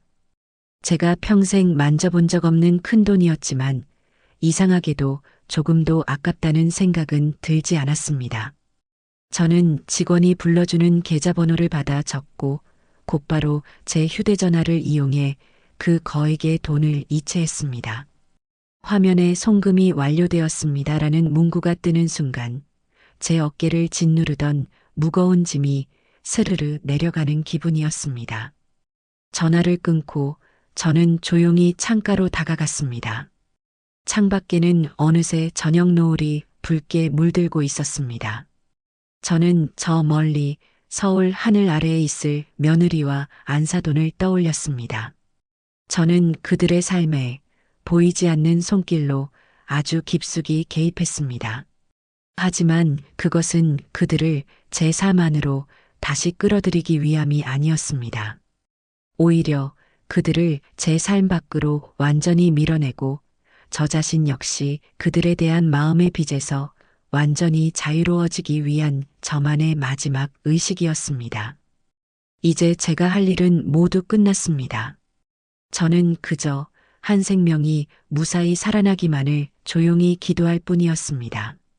제가 안사돈의 병원비를 남몰래 해결한 후 시간은 묵묵히 그러나 성실하게 흐르며 계절의 옷을 갈아입혔습니다. 저는 다시 시골의 고요하고 평온한 일상으로 완벽하게 돌아왔고 서울에 두고 온 그 지긋지긋한 인연들로부터는 그 어떤 소식도 들려오지 않았습니다. 저는 그것을 좋은 신호로 받아들였습니다. 무소식이 희소식이라는 옛말처럼 안사돈의 건강이 무사히 회복되었고 아들 내외 역시 이제는 제 도움 없이 자신들의 두 발로 삶을 꾸려나가고 있으리라 애써 짐작할 뿐이었습니다. 가끔씩, 아주 가끔씩 밤이 깊어지면 아들 녀석의 얼굴이 떠오를 때도 있었지만 저는 먼저 연락해서 안부를 묻는 어리석은 짓은 하지 않았습니다. 이미 제 손을 떠난 년이라고, 이제는 그들이 알아서 헤쳐나가야 할 삶이라고 스스로에게 되뇌며 애써 선을 그었지요. 제 작은 사업은 놀라울 정도로 번창했습니다. 처음에는 소일거리로 시작했던 은자 할머니의 장독대는 이제 제법 이름이 알려져 전국의 미식가들이 먼저 찾아주는 귀한 이름이 되었습니다.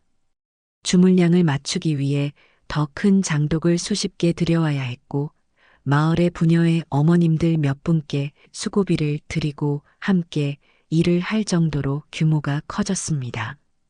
저는 좋은 재료를 구하기 위해 새벽같이 인근의 오일장을 찾아다니고 밤늦게까지 컴퓨터 앞에 앉아 주문서를 정리하며 눈코 뜰 새 없이 바쁜 나날을 보냈습니다. 그렇게 몸을 고되게 움직이고 일에 몰두하다 보면 서울에서의 기억, 며느리의 날카로운 목소리, 아들의 무기력한 눈빛 같은 저를 좀먹던 상념들을 잠시나마 잊을 수 있었습니다. 그러던 어느 날 오후였습니다. 잠시 차를 마시며 쉬는 동안 습관처럼 지역 신문사의 홈페이지에 들어가 소소한 소식들을 읽어 내려가고 있었습니다.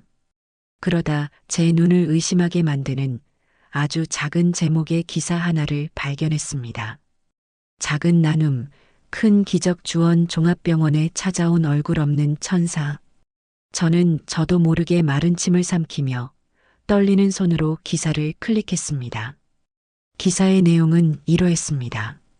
몇 달 전 말기 폐암으로 시한부 선고를 받았던 60대 여성 오미경 씨가 한 익명의 독지가가 건넨 거액의 수술비 덕분에 기적적으로 수술을 받고 제2의 인생을 살게 되었다는 한 편의 드라마 같은 이야기였습니다. 기사에는 환자의 딸과의 짧은 인터뷰 내용도 실려 있었습니다. 얼굴도 성함도 아무것도 모르는 분의 은혜로 저희 어머니가 다시 살아나셨습니다. 이 은혜를 어떻게 갚아야 할지 저희 가족은 평생 그분을 위해 기도하며 저희 역시 그분처럼 어려운 이웃을 돕는 착한 사람으로 살아가겠습니다. 며느리의 목소리가 마치 음성으로 지원되는 것처럼 제 귓가에 생생하게 들려오는 듯 했습니다.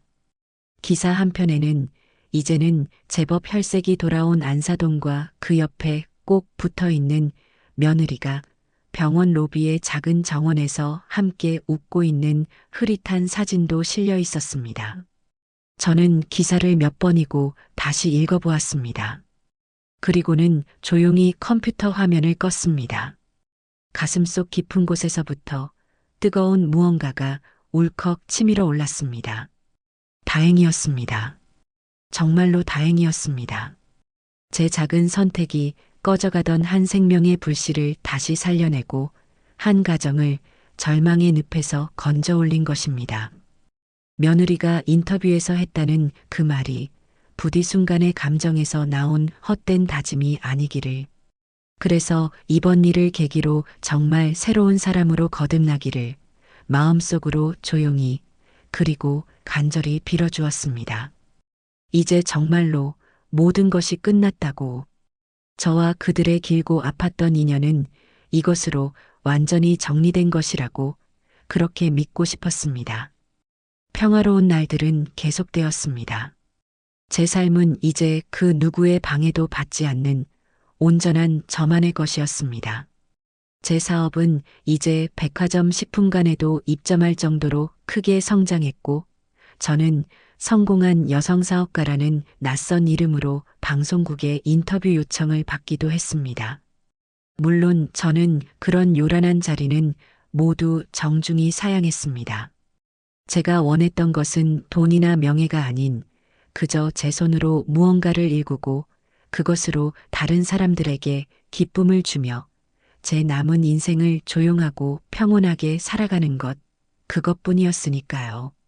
하지만 삶이란 잔잔한 호수 같다가도 예고 없이 어디선가 날아온 돌멩이 하나에 큰 파문을 일으키는 법이더군요. 그토록 바라던 평화가 영원할 것이라 믿었던 어느 늦가을 아침, 제 휴대전화가 요란하게 울렸습니다. 발신자 번호는 제가 저장해두지 않은 낯선 서울 지역 번호였습니다. 또 광고 전화려니 하고 무시하려다 혹시나 하는 마음에 전화를 받았습니다. 여보세요? 네, 여보세요. 혹시 김은자 선생님 되십니까? 수화기 너머에서는 제가 기억하지 못하는 점지만 아주 차분하고 정중한 남자의 목소리가 들려왔습니다. 제가 김은자 맞습니다만 실례지만 누구시죠? 아, 저는 주원 종합병원 사회사업팀의 이진우라고 합니다. 선생님, 기억하실지 모르겠습니다. 다름이 아니라 작년 가을에 저희 병원 환자이셨던 오미경님을 위해 익명으로 기부해 주신 일 때문에 부득이하게 연락을 드리게 되었습니다. 심장이 철렁 내려앉았습니다. 잊고 있던 이름, 애써 묻어두었던 기억이었습니다. 병원에서 제게 연락을 하다니요. 제 신원은 철저히 비밀에 붙여달라고 그렇게 신신당부했는데 대체 무슨 일이 생긴 것인가 싶어 덜컥 겁이 났습니다. 무슨 일이시죠? 제 신원은 어떤 경우에도 밝히지 않기로 약속하지 않으셨습니까? 네, 정말 죄송합니다, 선생님. 저희도 선생님의 고귀한 뜻을 존중하여 내부적으로 선생님의 정보를 극비리에 관리하고 있었습니다. 저희가 이렇게 약속을 어기고 연락을 드리게 된 것은 저희로서도 어찌할 수 없는 매우 위급하고 안타까운 상황이 발생했기 때문입니다. 오미경 환자분께서 얼마 전 건강이 다시 악화되어 저희 병원에 재입원하셨습니다. 예상치 못한 소식이었습니다.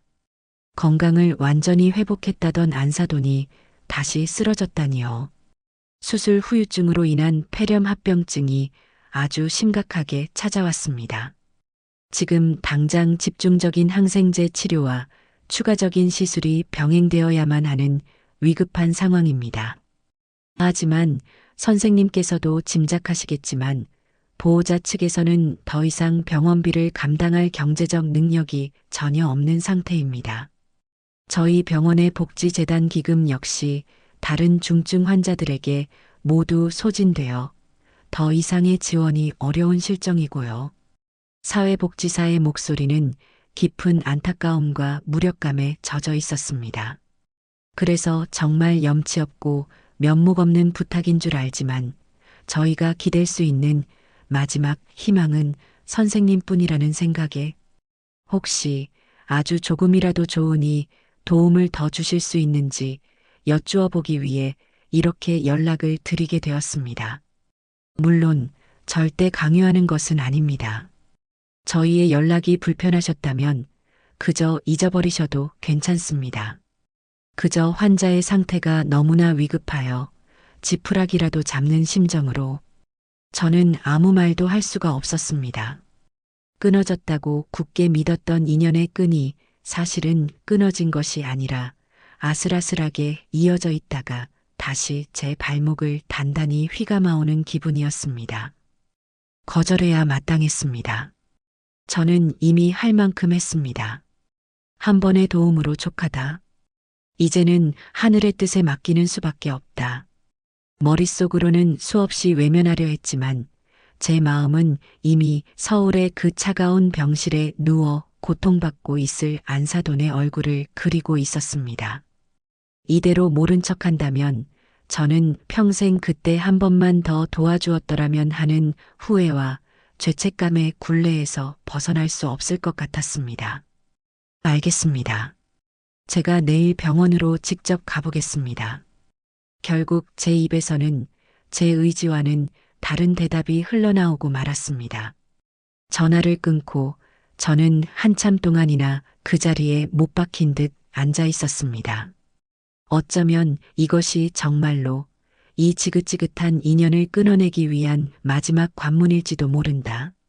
이 일을 온전히 마무리 짓지 않으면 저는 평생 이 굴레에서 벗어날 수 없을지도 모른다. 저는 자리에서 일어나 다음 날 서울로 올라갈 채비를 말없이 시작했습니다. 다음 날 오후 저는 복잡하고 무거운 마음을 안고 1년 만에 다시 그 병원을 찾았습니다. 곧장 원무과가 아닌 약속된 사회사업팀 사무실로 찾아가니 어제 통화했던 이진우라는 젊은 직원이 저를 맞았습니다. 그는 저를 보자마자 죄송하다는 말을 몇 번이나 반복하며 작은 상담실로 안내했습니다. 저는 그의 사과를 가로막고 곧바로 본론을 물었습니다. 환자의 상태는 어떻습니까? 그리고 필요한 비용은 정확히 얼마나 됩니까? 직원은 안사돈의 현재 상태와 앞으로의 치료 계획 그리고 예상되는 비용이 상세하게 적힌 서류를 제게 보여주었습니다. 금액은 지난번 수술비만큼이나 부담스러운 액수였습니다. 저는 잠시 서류를 들여다보다가 조용히 고개를 끄덕였습니다. 알겠습니다. 제가 모두 부담하겠습니다. 그러니 다른 것은 신경 쓰지 마시고 환자 치료에 최선을 다해 주십시오. 그리고 다시 한번 말씀드리지만 제 신원은 반드시 비밀로 해주셔야 합니다. 이것이 제 마지막 부탁입니다. 네, 선생님. 정말 뭐라고 감사의 말씀을 드려야 할지 모르겠습니다. 저희가 꼭 약속을 지키겠습니다. 잠시만 기다려 주시면 관련 서류를 준비해 오겠습니다. 직원이 잠시 자리를 비운 사이 저는 상담실 의자에 깊숙이 몸을 묻고 눈을 감았습니다. 이것으로 끝이다. 이제 정말로 끝이야. 그렇게 스스로에게 되뇌고 있었습니다. 제가 막 서류에 서명을 하고 결제를 위해 카드를 꺼내려는데 바로 그 순간이었습니다. 상담실 문이 벌컥 열리며 헬쑥하고 다급한 얼굴의 며느리가 거의 울다시피 하며 뛰어들어왔습니다. 선생님, 제발 저희 엄마 좀 어떻게든 안 될까요? 제가 뭐든지 다 할게요. 제가 평생 일해서 갚을게요. 제발 저희 엄마 좀 살려주세요.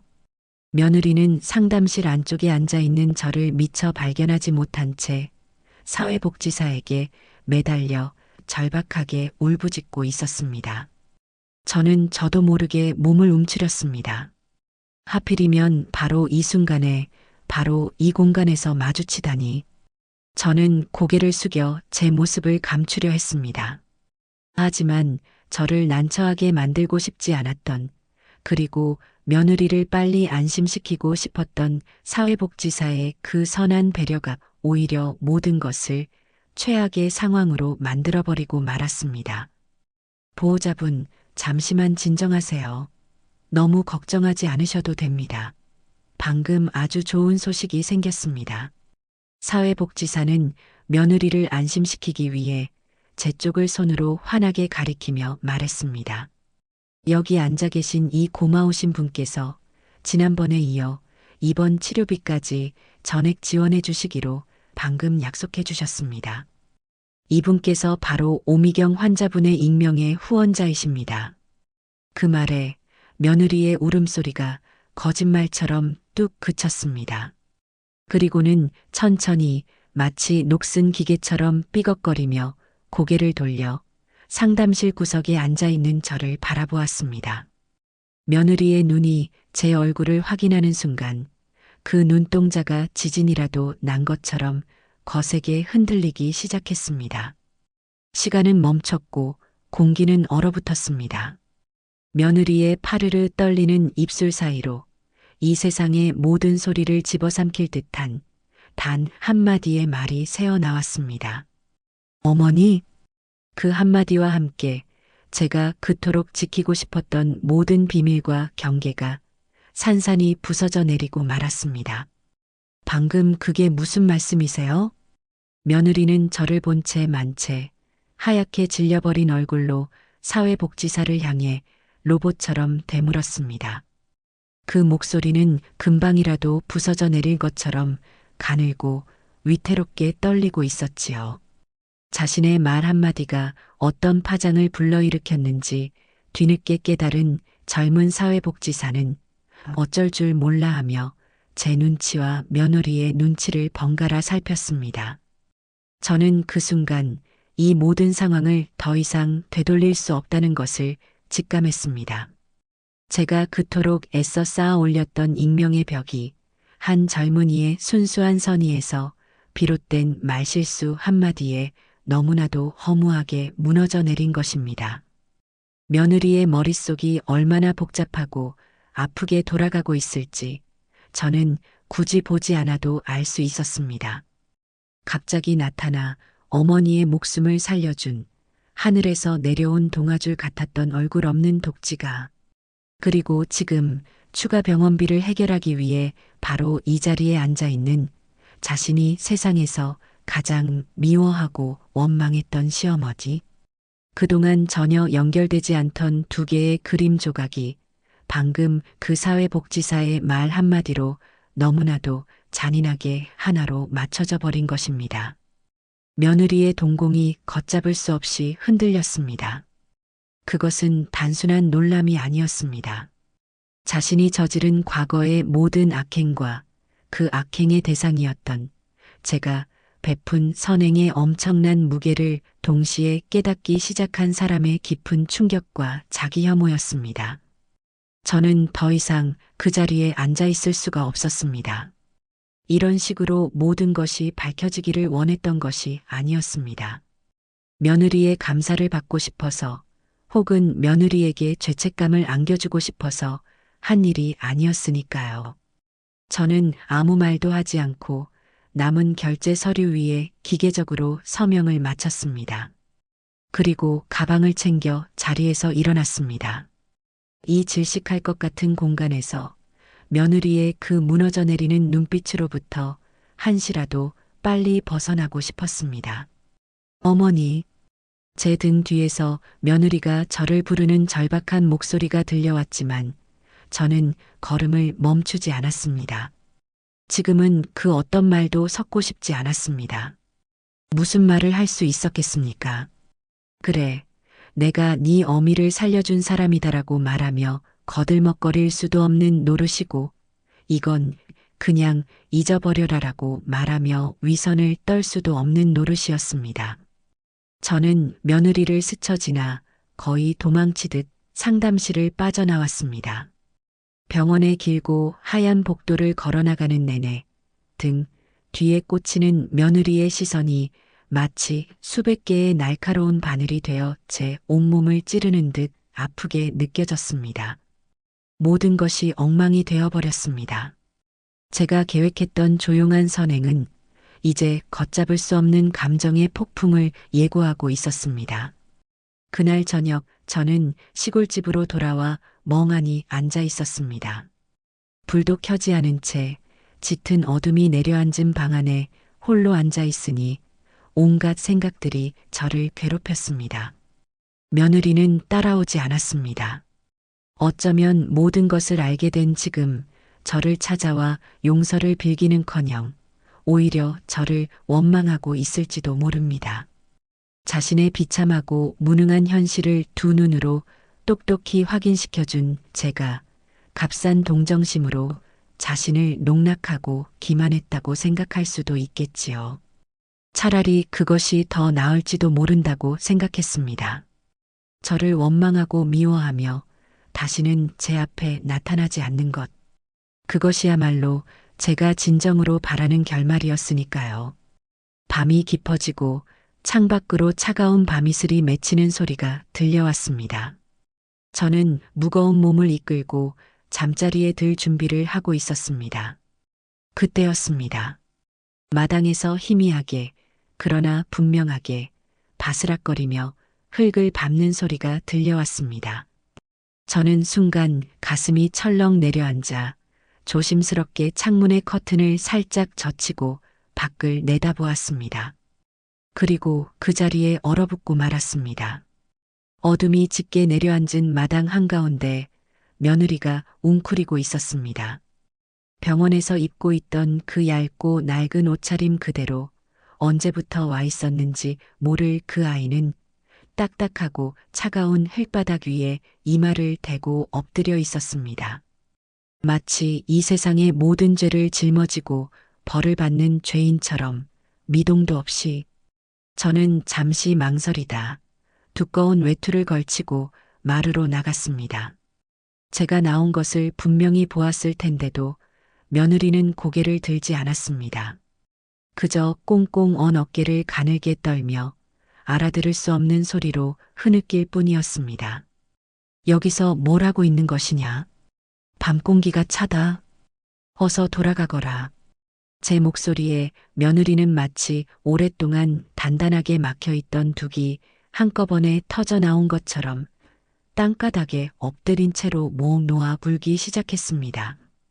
그 울음은 제가 지금까지 들어왔던 어떤 울음과도 달랐습니다. 억울함이나 분노 혹은 무언가를 얻어내기 위한 계산된 울음이 아니었습니다. 자신의 지난 삶 전체를 후회하고 부정하며 자신의 영혼을 갈기갈기 찢어내는 처절하고 고통스러운 참회의 소리였습니다. 어머니, 제가 잘못했습니다. 제가 사람이 아니었습니다. 며느리는 흙바닥에 이마를 찧어가며 말을 잇지 못하고 오열했습니다. 저는 어머니가 저희를 버리시고 저희가 잘못되는 걸 바라실 거라고만 생각했어요. 그래서 어머니를 원망하고 미워하는 게 당연하다고 생각했어요. 그런데 어떻게 인간 같지도 않은 제게 그런 도움을, 저희 엄마에게 그런 큰 돈을 아무 대가도 바라지 않으시고. 어머니, 제가 무슨 짓을 한 걸까요? 저는 대체. 그 아이의 울음 섞인 고백 한마디 한마디가 제 가슴 속에 수년간 단단하게 박혀있던 미움과 분노의 얼음을 날카로운 망치처럼 깨뜨려 나갔습니다. 저는 더 이상 그 아이를 차가운 땅바닥에 내버려 둘 수가 없었습니다. 마루를 내려가 꽁꽁 얼어붙은 며느리의 팔을 잡아 일으켰습니다. 그만하거라. 그만하면 됐다. 일어나거라. 어머니, 저는 용서받을 자격이 없습니다. 저를 그냥 이대로 내버려 두세요. 용서하겠다는 말이 아니다. 다만 네가 오늘 밤 이 차가운 땅바닥에서 흘린 이 눈물의 의미를 안다면 그것으로 족하다는 말이다. 일어나거라. 저는 거의 반강제로 며느리를 부축해 흙투성이가 된 몸을 이끌고 집 안으로 들였습니다. 그리고는 아궁이에 서둘러 불을 지펴 꽁꽁 언 며느리의 몸을 녹일 따뜻한 물을 데우기 시작했습니다. 며느리는 방 한구석에 무릎을 꿇고 앉아 고개도 들지 못한 채 조용히 눈물만 흘리고 있었습니다. 저는 며느리에게 따뜻한 생강차 한 잔을 진하게 타서 건넸습니다. 마셔라.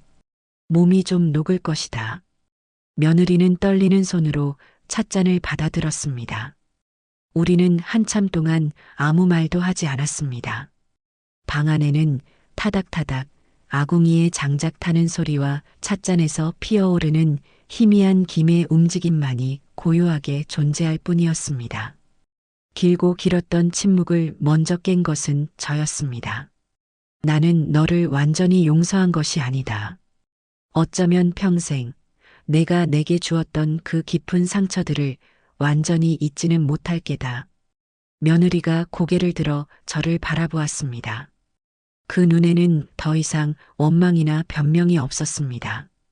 그저 제 말을 묵묵히 받아들이는 깊은 슬픔만이 담겨 있었습니다. 하지만 나는 내 자신을 용서하기로 했다. 내 아들의 어미로서, 그리고 이 땅을 살아가는 한 인간으로서 눈앞에서 꺼져가는 사람의 목숨을 외면했다는 그 끔찍한 죄책감을 짊어지고 싶지 않았다. 그래서 한 일이다. 그러니 너는 내게 빚을 졌다고 생각하며 괴로워할 필요 없다. 아니요, 어머니, 저는 어머니께 평생을 바쳐도 다 갚지 못할 빚을 졌습니다. 돈이 아니라 제 더러웠던 삶을 구원해 주신 마음의 빚을요. 며느리는 찻잔을 조용히 내려놓고 제 앞에 다시 한번 깊이 고개를 숙였습니다. 어머니, 부디 기회를 한 번만 주세요. 제가 앞으로 어떻게 살아가는지 제발 멀리서라도 지켜봐 주세요. 어머니께 받은 이 헤아릴 수 없는 은혜를 평생 잊지 않고 올바른 사람으로, 부끄럽지 않은 사람으로 살아가는 모습을 보여드리고 싶습니다. 그 눈빛은 제가 지금까지 단 한 번도 본 적 없는 맑고 투명하며 진실된 빛으로 가득 차 있었습니다. 저는 그 눈빛을 더 이상 외면할 수가 없었습니다. 저는 조용히 고개를 끄덕였습니다. 그것은 완벽한 화해나 섣부른 용서는 아니었습니다. 하지만 길고 어두웠던 터널의 끝에서 저희 두 사람이 함께 내디딘 아주 작지만 너무나도 소중한 희망의 첫걸음이었습니다. 그날 밤 제 집에서 뜬 눈으로 밤을 새우고 돌아간 며느리는 마치 오랜 시간 자신을 올가매고 있던 두껍고 추한 허물을 벗어던진 것처럼 놀라울 정도로 달라져 있었습니다.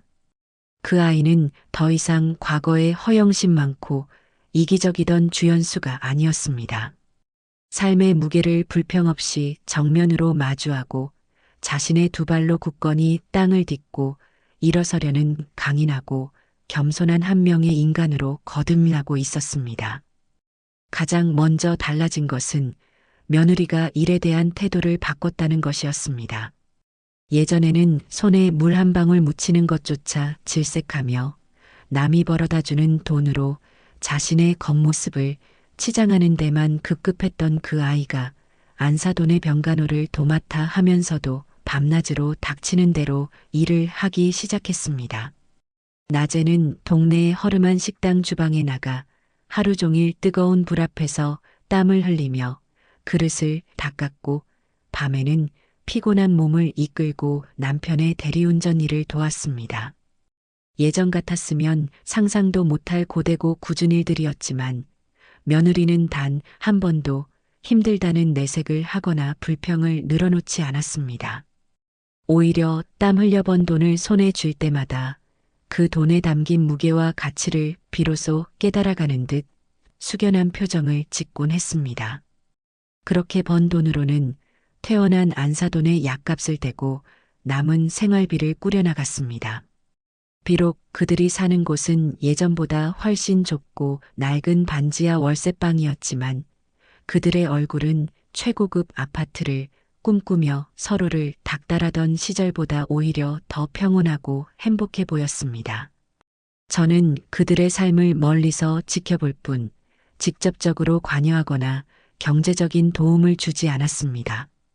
그들이 스스로의 힘으로 일어서는 법을 배우는 것이 제가 그들에게 줄 수 있는 가장 큰 도움이자 마지막 배려라고 생각했기 때문입니다. 그리고 며느리는 주말마다 먼 길을 마다하지 않고 제 시골집으로 내려오기 시작했습니다.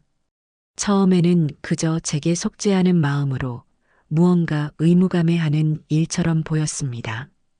그 아이는 제 눈치를 살피며 제가 시키는 일이라면 무엇이든 묵묵히 해냈습니다. 하지만 시간이 지나면서 그것은 저희 두 사람의 소중하고 자연스러운 일상이 되어갔습니다.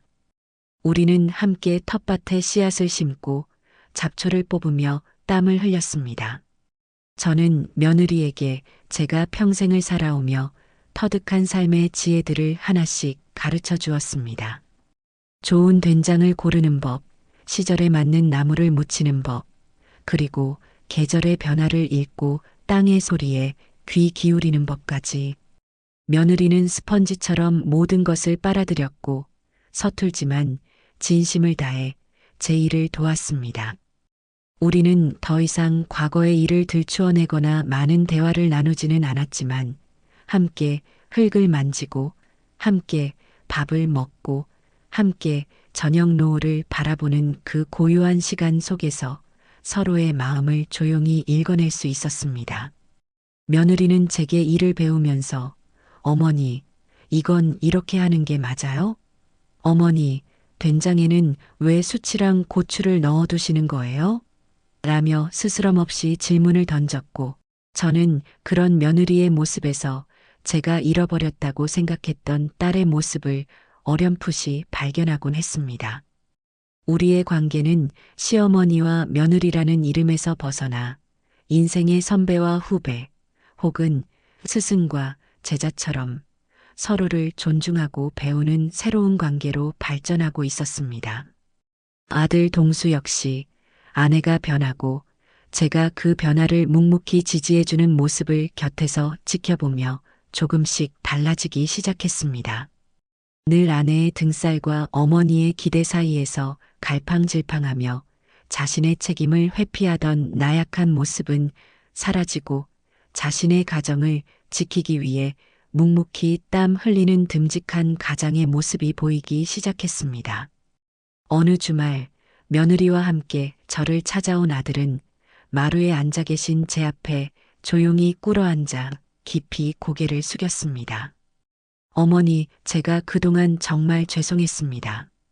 아들로서, 남편으로서 제가 모든 면에서 비겁하고 어리석었습니다. 어머니가 얼마나 외롭고 힘드셨을지, 그리고 제 아내가 얼마나 그릇된 길을 가고 있었는지 저는 애써 외면하기만 했습니다. 어머니와 연수, 두 사람 모두를 가장 힘들게 한 것은 바로 저였습니다. 이제라도 늦었지만 제대로 된 아들이자 남편으로 그리고 한 명의 책임감 있는 어른으로 살아가겠습니다. 부디 용서해 주세요, 어머니. 아들은 말을 잇지 못하고 눈물을 흘렸습니다. 저는 조용히 아들의 어깨를 감싸 안았습니다. 이제라도 알았으면 됐다. 지난 날을 후회하며 사는 것보다 앞으로의 날들을 더 성실하고 정직하게 살아가는 것이 더 중요한 법이다. 네 아내의 손을 꼭 잡고 네 가정을 굳건히 지키는 가장이 되어라. 그것이 내게 하는 가장 큰 효도다. 아들은 제 품에 안겨 한참을 어린아이처럼 울었습니다. 저는 아들의 등을 가만히 토닥여주며 비로소 저희 가족의 길고 아팠던 상처가 깨끗하게 아물기 시작했다는 것을 느꼈습니다. 저는 그들의 변화를 묵묵히 지켜보며 이것이야말로 제가 그토록 바라던 진정한 복수이자 가장 완벽하고 따뜻한 용서라는 것을 깨달았습니다. 어느덧 시간이 흘러 안사돈이 퇴원하고 처음 맞는 어버이날이 찾아왔습니다. 그날 오후 아들 내외가 작은 카네이션 바구니와 함께 저를 찾아왔습니다. 우리는 마당의 평상에 둘러앉아 며느리가 새벽부터 일어나 서툰 솜씨로 직접 차려온 음식들을 나누어 먹었습니다. 예전처럼 비싸고 화려한 음식은 단 하나도 없었지만 며느리가 정성껏 무친 나물과 아들이 밤새 끓인 미역국이 올라온 소박하고 따뜻한 밥상이었습니다. 식사를 마친 뒤 며느리가 주머니에서 꼬깃꼬깃한 봉투 하나와 손때가 묻어 낡아 빠진 통장 하나를 꺼내 제 앞에 조심스럽게 내밀었습니다. 어머니, 이거 받아주세요. 봉투 안에는 그달에 받은 월급을 고스란히 담아온 듯한 현금 50만 원이 들어 있었고, 통장에는 지난 1년 동안 그들 부부가 매달 10만 원, 20만 원씩 단 한 번도 거르지 않고 꼬박꼬박 모은 돈이 빼곡하게 찍혀 있었습니다. 안사돈의 병원비를 갚기 위해 그 모진 고생을 하며 한 푼, 두 푼 모아온 그들의 피와 땀이었습니다. 어머니께서 베풀어 주신 은혜에 비하면 정말 세 발의 피도 안 되는 돈이지만 저희의 진심입니다. 앞으로 평생에 걸쳐서라도 이 빚을 갚으며 살겠습니다. 어머니, 저희가 다시 사람으로 살 수 있게 해주셔서 정말 감사합니다. 저는 한참 동안 통장을 말없이 들여다보았습니다. 제 눈시울이 뜨거워졌습니다. 저는 통장을 조용히 덮어 며느리의 손에 다시 꼭 쥐어주었습니다. 아니다. 나는 너희에게 받을 빚이 없다. 하지만 어머니, 저희가 이 빚을 갚지 않으면 평생 마음이 무거워서 살 수가 없을 겁니다. 너희는 이미 그 빚을 전부 갚았다. 너희가 이렇게 서로를 아끼고 땀의 가치를 알고 감사하는 마음으로 성실하게 살아가는 것. 그 달라진 모습으로 나는 이미 모든 것을 다 돌려받았어. 저는 며느리의 손 위에 제 손을 포개 얹고 따뜻하고 자애로운 미소로 말했어요. 이 돈은 너희가 새로운 삶을 시작하는데 종잣돈으로 쓰거라. 비록 지금은 힘들고 부족하겠지만 지금처럼만 서로 의지하고 정직하게 살아가면 언젠가는 분명 좋은 날이 올 것이다. 다만 한 가지만 약속해다오. 지금 이 마음 평생 잊지 말고 늘 서로를 위하고 감사하며 살아가겠다고 말이다. 제 말에 며느리와 아들은 끝내 참았던 눈물을 터뜨리고 말았습니다. 그 눈물은 더 이상 과거의 후회나 슬픔의 눈물이 아니었어요. 새로운 희망과 진심 어린 감사가 담긴 따뜻하고 맑은 눈물이었습니다. 그날 우리는 비로소 진짜 가족이 되었습니다. 돈이나 혈연이라는 굴레에 묶인 위태로운 관계가 아닌 서로의 상처를 진심으로 보듬고 서로를 온전히 받아들이며 존중과 사랑으로 단단히 이어진 새로운 의미의 가족으로 다시 태어나는 순간이었습니다. 저는 환하게 웃고 있는 아들 내외의 얼굴을 바라보며 제 남은 인생이 더없이 평화롭고 충만할 것임을 조용히 예감했어요. 길고 길었던 겨울은 마침내 끝나고 제 삶에 비로소 진짜 봄이 찾아오고 있었습니다.